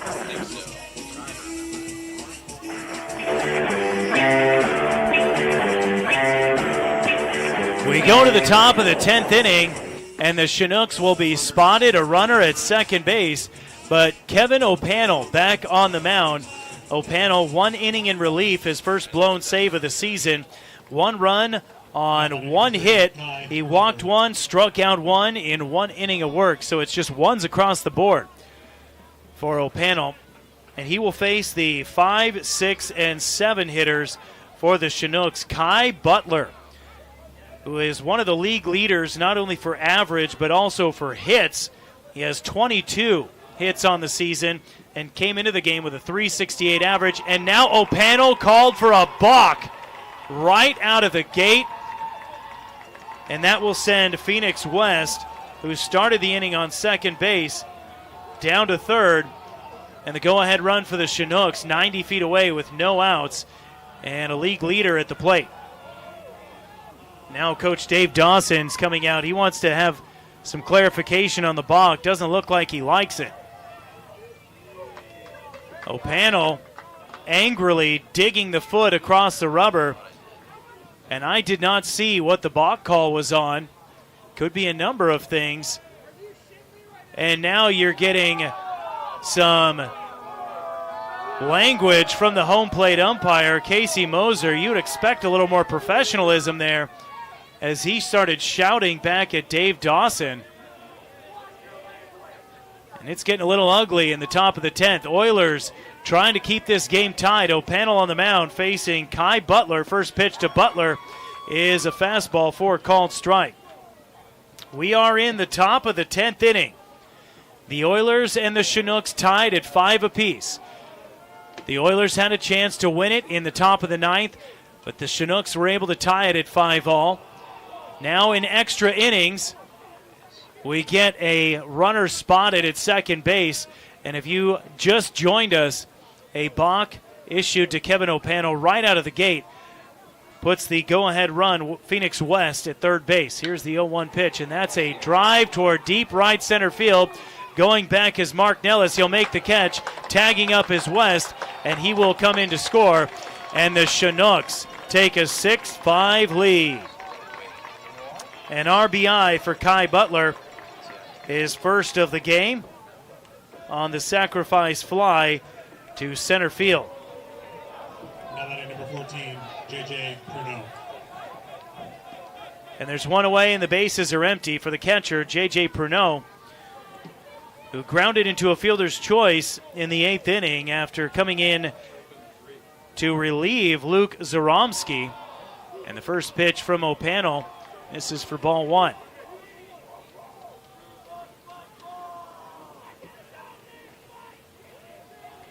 Pruneau, a right-handed hitting catcher, wears a guard on the left ankle. Fastball inside from O'Pannell, and the count is quickly 2-0 on Pruneau. The Oilers have given up runs in the top of the 8th, the top of the 9th, and now the top of the 10th. They had a 4-3 lead, then there was a 5-4 lead. Now a called strike on a pitch at the knees to Pruneau, and O'Pannell sees the save, slip through his grasp, and now a chance to hang on and keep the game tied slips through as well. And the 2-1 pitch is a called strike, and the count is now 2-2. Wherever you may be and however you may be tuning into tonight's game, glad to have you along the way. 2-2 pitch to Pruneau is fouled back to the screen, and the count remains 2-2 strikes. Setting the defense for you, Brady Brown in left field for the Oilers. Mark Nellis in center. Brooks Hassenclaver in right field. Around the diamond, third to first. Telebowski, Graw, Cannon, and Lusky. Now O'Pannell, 2-2 pitch. Swung on and missed, and down goes Pruneau for the second out of the inning, and that's strikeout number 2 for Kevin O'Pannell. That'll bring up Nick Moyer, who is 0 for 4 tonight. He's grounded out, reached on an error, and was caught looking twice. Luke Dixon started the game for the Oilers. He went 5 innings, allowed 3 runs, 2 earned on 4 hits, walked 1, and struck out 6. Then it was Evan Cineres, 2 1/3, 1 run earned on 2 hits. Then it was Nathaniel Ramirez, 2/3 of an inning pitched, didn't give up anything, and the first pitch from O'Pannell to Nick Moyer is a called strike. Trying to get out of this inning, just giving up the 1 run. Oilers trail 6-5. And a fastball comes in high, and it's a ball and a strike on Nick Moyer. The runner spotted at second base was Phoenix West. He came in to score his 3rd run of the game on the sacrifice fly by Kai Butler. And now a called strike on a slider that grazes the outside corner. And Nick Moyer's in a 1-2 hole against Kevin O'Pannell, who has given up 2 runs since coming in relief. His first 2 runs of the season. 1-2, misses way outside. He went back to the slider, and he couldn't get Moyer to chase, and the count is 2 balls, 2 strikes. Oilers have had 3 different leads in the game. They've led 2-0, 4-3, and 5-4, and they now trail 6-5 in the top of the 10th inning. Foul tip in and out of the mitt, and the count remains 2 balls, 2 strikes on Nick Moyer. 2 balls, 2 strikes, 2 outs, bases empty. The Chinooks have fought hard, give them credit all night. They've come back from 3 deficits and now lead 6-5 in the top of the 10th. Nick Sorrell here along with Dylan Simmons and Bob Bird. Setting at the shoulders and firing a fastball that goes way high. And the catcher, Reed Oakley, who came in as a pinch hitter for Garrison Jones, had to reach way up and grab that one. Full count to Nick Moyer. 2 outs and nobody aboard in the top of the 10th. O'Pannell, the pitch. Called strike 3 at the letters. 3 strikeouts for O'Pannell. And the Oilers will have to do some work to tie this game up in the bottom of the 10th inning. It's 6-5 Chinooks right here on ESPN Radio. Fall is just around the corner. Are you ready for your next chapter? At Kenai Peninsula College, we're ready for you. Registration for the fall semester is now open, offering the classes you need close to home. And big news, our residence hall is now open. You can once again experience full campus life, build lifelong friendships, and live where you learn while taking classes at KPC or any UA campus. Don't wait. Secure your classes in your room today at kpc.alaska.edu. Find your place at KPC. Dan's Automotive has the best customers in the world. What about Asia? We love Asia. We work on Toyotas, Hondas, Nissans, Give me one Hyundai, extra. and Kias. What about Amsterdam? Do they even make cars? Okay. What side of the car the steering wheel's on, we got you covered. Dan's Automotive, serving the best customers in Alaska. Call 907-420-0416. Yes, Steam on Wheels does install lift stations. Generally, a lift station is required with high groundwater or some type of elevational difference that's going to require a pressurized mound or bed. But they do provide an excellent sewer system when installed correctly. Conventional septics are the preferred way to go. But when you have high water or an elevational difference, you've got to pump it up a hill to do it conventionally. A lift station may be the only way to go. Give us a call at Steam on Wheels, 907-262-3240.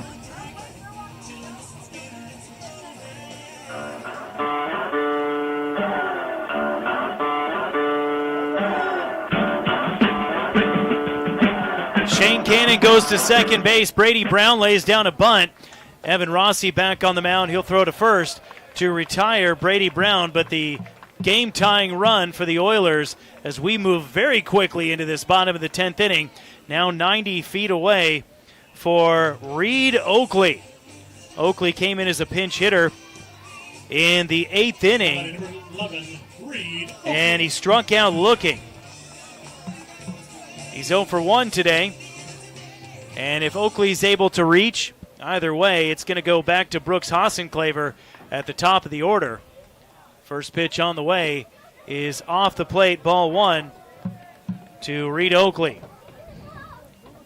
So the inning started off with Shane Cannon at second base. He's now on third after the sacrifice bunt, Jack Holubowski. There's a ground ball to the left side. The shortstop is able to grab it, Moyer, and throws on to first for the second out of the inning. And the Oilers now down to their final out.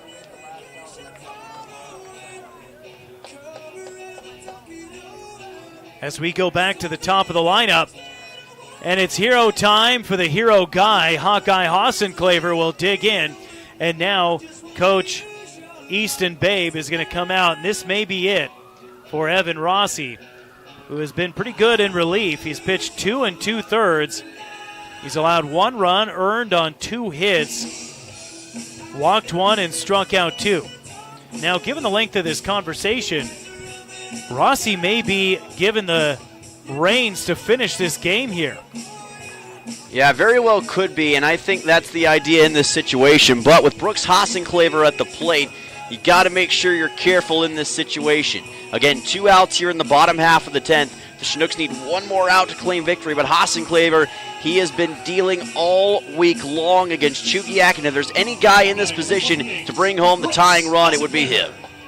Brooks Hassenclaver, a .316 hitter, 19 hits on the season, 18 RBIs, 4 home runs, 2 outs and a run on third base, waiting to come in, and he looks at strike 1 from Rossi. Hassenclaver today is 1 for 2. Last night, he was 2 for 4 with 3 RBIs and that booming home run. The 0-1 misses outside on a fastball, and the count evens up, a ball and a strike. And I think that long conversation on the mound was, here's how we're going to work this guy. Yes, and you have to be careful with Hassenclaver. You know he's not going to swing at anything he doesn't think he needs to. 1-1 pitch. Hassenclaver cut and miss. And now the Oilers down to their final strike as the Chinooks lead 6-5 on the Three Bears Alaska scoreboard in the bottom of the 10th inning. The game-tying run is on third base. That's Jack Holubowski, who was spotted second in the bottom of the 10th here. 1-2 pitch. Way outside, and the count evens up 2-2. What a big moment for Hassenclaver, and what a big take. Yeah, maybe the biggest moment of the season for Hassenclaver right here. This is where Brooks is going to try to dig deep and find something inside to get one into the outfield. That's what you're trying to do. You got to get it down to bring in Holubowski, who's 90 feet away. 2-2. Pitch on the way. A pop-up, but foul, backing out of play, and Hassenclaver will see another pitch. Yeah, that's one where your heart stops for a second because you don't know which direction that ball's headed. Could have been popped straight up and right back into the field of play. Thankfully, back behind the plate, and it gives Hassenclaver more room to fight. Brooks looking to extend his league-leading RBI total from 17. Here's the 2-2, fouled again back to the screen. And the count remains 2 balls and 2 strikes. The Chinooks pick up a run in the top of the 10th inning on a sacrifice fly by Kai Butler, his 10th RBI of the season. And now the Oilers trying to match suit in the bottom half of the frame, trailing by a run for the first time since the 5th inning. Evan Rossi on the bump. Here's the 2-2 pitch. And that one misses. And I don't know where it missed. It looked pretty middle to me, but the Chinooks dugout is incensed, and the count goes full on Brooks Hassenclaver, who's a guy who doesn't need an extra strike. It absolutely does not. Here we go. Payoff pitch.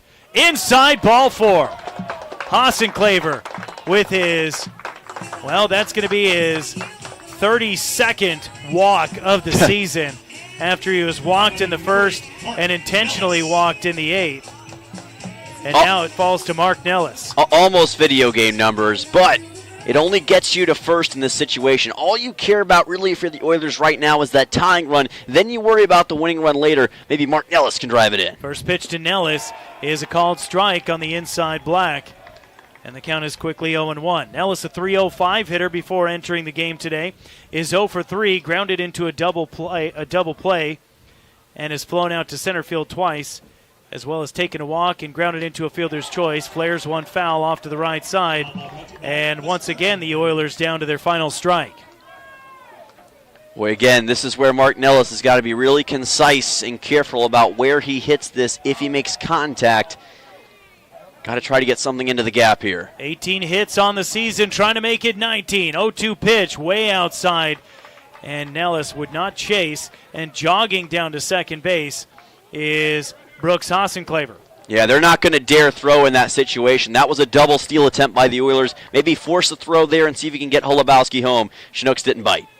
And now this could get really interesting with a run now at second base, the go-ahead run. And a fastball high and tight for ball 2, and the count evens up 2-2. Big league take by Nellis, the 305 hitter. Boy, it absolutely was. That's one that a lot of guys would have swung at. Nellis decided to hold back. Good thing that he did. Sets up a massive 2-2. 2 balls, 2 strikes, 2-1. Oilers trailing. Fastball. It gets past the catcher. Here comes the game-tying run. And Holubowski will touch the plate, and we're tied 6-all. That is the second time that's happened to Evan Rossi, where the Oilers were down and out, and he delivers them a gift on a wild pitch. Unbelievable. And we're tied up at 6-6, and the winning run is now at third base. And Jack Holubowski scores. Mark Nellis a chance to win the game in the bottom of the 10th inning. 2 outs, runner at third, payoff pitch, and he fouls it off to the right side. Wow, that was unexpected. Rossi, though having those control issues in his first 2 innings, had not thrown anything in the dirt through this inning. Here we go again. Payoff pitch. And it misses high, says home plate umpire Casey Moser. And down to first goes Mark Nellis. Nolan Graw will step up to the plate. Runners on the corners. And you got to think Mark Nellis will take second base here. Not that it really matters. Yeah, you don't have to be aggressive and take second if you don't want to in this position. I think the idea is leave it up to Graw in this spot, see what you can do. Righty-lefty matchup. Graw in the box, left-handed hitter, looks at a strike on the outside corner. The count now 0-1. Graw is 1 for 4 today, 2 for 5 rather, excuse me. Singles in the 3rd and 9th inning. He led off the 9th with a single, could not come in to score. And another pitch misses outside, and the count is 1-1 on Graw. And Evan Rossi's got to be careful here. He may be affected by that last wild pitch. You cannot afford to let that happen again. Do that again, and the Oilers are going to walk this thing off in the bottom of the 10th. Oilers 6 runs on 6 hits. 1-1 pitch down and inside, and it's 2-1 on Nolan Graw. Guy who just flew back here a few days ago to rejoin the team. This is just his 2nd game back, but he could be on the verge of an all-time moment here in the month of July. Did he bring a little magic home with him? 2-1 pitch, fouled back out of play, and the count is 2 balls, 2 strikes. At a minimum, we will see the 11th inning. At most, we will see magic in the Oilers walking this off. 2 balls, 2 strikes. Game-winning run on third base for Nolan Graw. Evan Rossi sets and delivers. Foul again back to the screen. Graw reaching back and putting a little extra oomph into these swings, but just unable to get on top of them underneath the last few, and the count remains 2-2. But he's catching a piece of it and keeping himself alive against Rossi. The right-hander fires home, missing outside, and that's ball 3. It is now 3 straight full counts to the top third of the Oilers' order. Hassenclaver, Nellis, and Graw. He walked Hassenclaver, and he walked Nellis. Let's see what happens with Graw here. Payoff pitch. Down in the dirt, and the base is juiced now for Luke Lusky. Wow. Down to second goes Mark Nellis. Nolan Graw to first. And Evan Rossi remains alone on the mound. No visit from Coach Easton Babe, who has clearly giving Rossi the freedom. This is your game to win or lose. It's the catcher, J.J. Pruneau, who goes out to have a conversation with his pitcher, as does the second baseman, Josh Thompson. And that completely changes the complexion of this next at-bat because Lusky, now you can force a walk and win the game, and Rossi has struggled with control in his last couple of batters that he's faced. So you've got to be very careful if you're Lusky in this situation because you could try to get that winning hit, yes, but you could just as easily possibly get a winning walk. So we're going to see how he attacks this. In the bottom of the 10th here, the Oilers were down to their final strike, and a wild pitch scores the game-tying run. Now Luke Lusky, first pitch, downstairs for ball one. You know Rossi's going to try to tighten up these fastballs against Lusky in this situation, but it's kind of a double-edged sword considering what we've seen from Lusky already today. Lusky 2 for 3 with 2 RBIs and a run scored and a big home run in the second inning. The 1-0 pitch is a called strike at the letters, and the count is 1-1. Well, Luke Lusky has been primed for moments like this. He led the Summit League in home runs a year ago, was all Summit League this season, helped South Dakota State to the NCAA tournament, and maybe his biggest swing of the year right here. 1-1 pitch, high and tight, and he ducks away from it. If he would have worn it, we'd be walking home right now. Yes, and that's one of those, I think if Lusky watches this one back, he may think, oh man, I should have just let that thing hit me, but your natural reaction as a baseball player is to avoid that. That was almost the end of the game right there. It was shoulder, neck height, so you don't blame him. Here's the 2-1. Called strike, just catching the low outside part of the plate. And once again, the Oilers a chance to walk it off here. This time it's Luke Lusky. 2 balls, 2 strikes. Bases loaded. Game tied 6-6 in the bottom of the 10th inning. Evan Rossi sets and now fires home. A ground ball up the middle, and Luke Lusky walks it off for the Oilers. They're your winners, 7-6. The dugout empties, chasing Lusky down. They'll catch him near second base, and it's a jumping party in shallow right field as the team surrounds their game-winning hitter, Luke Lusky, with the magic. And the Oilers are extra innings winners at home at Coral Seymour. Wow, and it wasn't an easy victory as well. So much adversity, so much drama that they had to face. Dominating most of the way through, the Chinooks make a late rally, but this Oilers team found a way late to get the runs they needed to get this one here tonight in Kenai. That was an exceptional game between 2 exceptional teams. And you can see why a lot of people think these two might meet for the championship series later this season. But what a night for the Oilers. It's drama for the Peninsula squad as they improve to 13-7 on the season, or 13-8 yes. on the season. The Chinooks fall to 11-10 as the middle of the pack in the ABL gets a lot more interesting, and the stakes couldn't be higher heading into tomorrow night. Don't go anywhere. We'll be right back with your Peninsula Community Health Services postgame show. Oilers are winners in extras. 7-6 is your final score. PCHS postgame show coming up next. Your health matters every day, not just when you're sick. At Peninsula Community Health Services, we're here to keep you well with personalized primary care and preventative services for the whole family. From checkups and screenings to managing ongoing conditions, our caring team is ready to help you stay ahead of your health. Don't wait. Take the first step toward feeling your best today. Call PCHS at 907-262-3119 or online at pchsak.org. Peninsula Community Health Services. Healthcare for all. When trying to find a dentist, it can be challenging, and Ridgeway Family Dentistry knows this. Ridgeway is a new state-of-the-art facility offering you pain-free dentistry and is family-friendly. Even if you don't have time to have multiple appointments, Ridgeway Family Dentistry can complete all your treatment in one easy visit. At Ridgeway Family Dentistry, they know how important it is to have a smile and know how that can change your life. For your next dental appointment, call Ridgeway Family Dentistry at 262-8404. And now it's time for the post-game show on ESPN 1140 and 96.9. Brought to you by Peninsula Community Health Services and State Farm agent Christy Babcock. With game recaps and on-field interviews, let's return to the field on ESPN.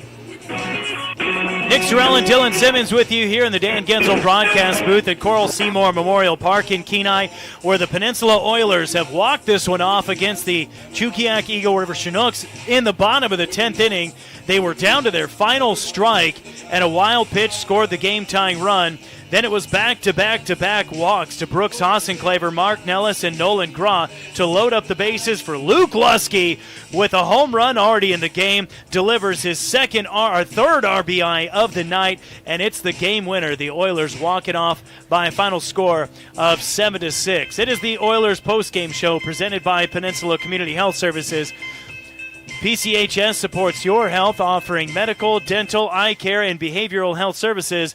You can visit them online at pchsak.org or call and schedule an appointment today, 907-262-3119. Dylan, how do you put into words what we just saw? I don't think there are words that can completely describe what we saw here tonight. But what I would say is that tenacity and determination defines this win for the Oilers, because there were so many moments where it looked like late in that game they weren't going to be able to get it done.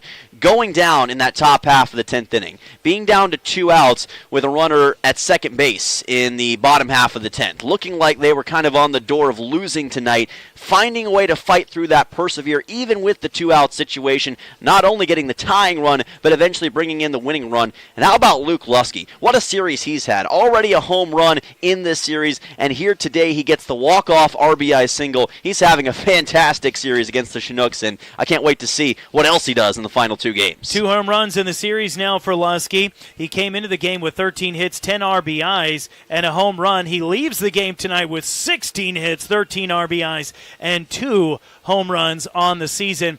Winning pitcher tonight is Kevin O'Pannell, who blows the save in the top of the 9th inning, his first blown save of the season. But he does pitch 2 innings in relief, strikes out 3, gives up the 1 earned run on 1 hit, and walks 1 batter. That 1 walk was the one that came in to tie the game in the top of the 9th inning.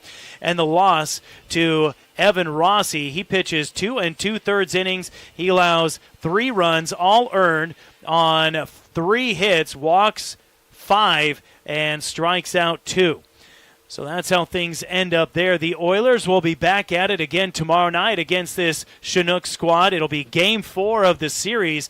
The Oilers looking to put a rubber stamp on their league-leading record, now sitting at 13-8, 2 games ahead of the second place, a game and a half ahead of the second place Matsu Miners. And just like you said, Luke Lusky, a huge game.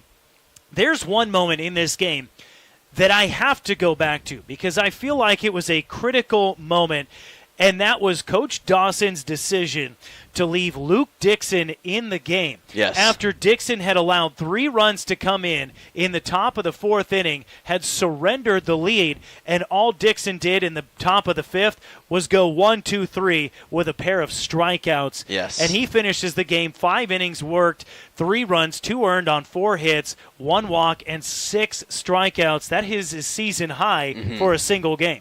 Yeah, and I think it goes back to a lot of Dawson knowing Dixon very well. These two work together at Arkansas Tech. Dixon pitches for Coach Dawson at Arkansas Tech, so they know each other very well. And I think that relationship that they've built up, Dawson knows better than anybody, hey, this is the limit that Luke can reach. And he has confidence in him. He's seen it before. He's seen him get the job done in close situations. He got it done again tonight. I think it's a testament to the faith that he has in his players, and ultimately it proved to be the right decision on the Oilers' way to a 10-inning victory. Well, this Oilers squad has something special going on this season. They are winners tonight. 7-6 is your final score in 10 innings.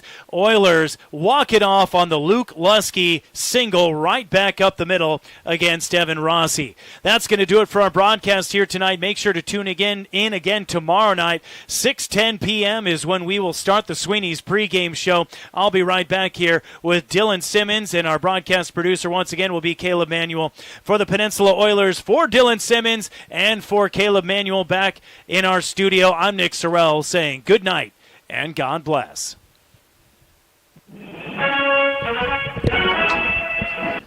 Okay, gentlemen, talk to you next time. Thanks, man. Have a good one. on ESPN.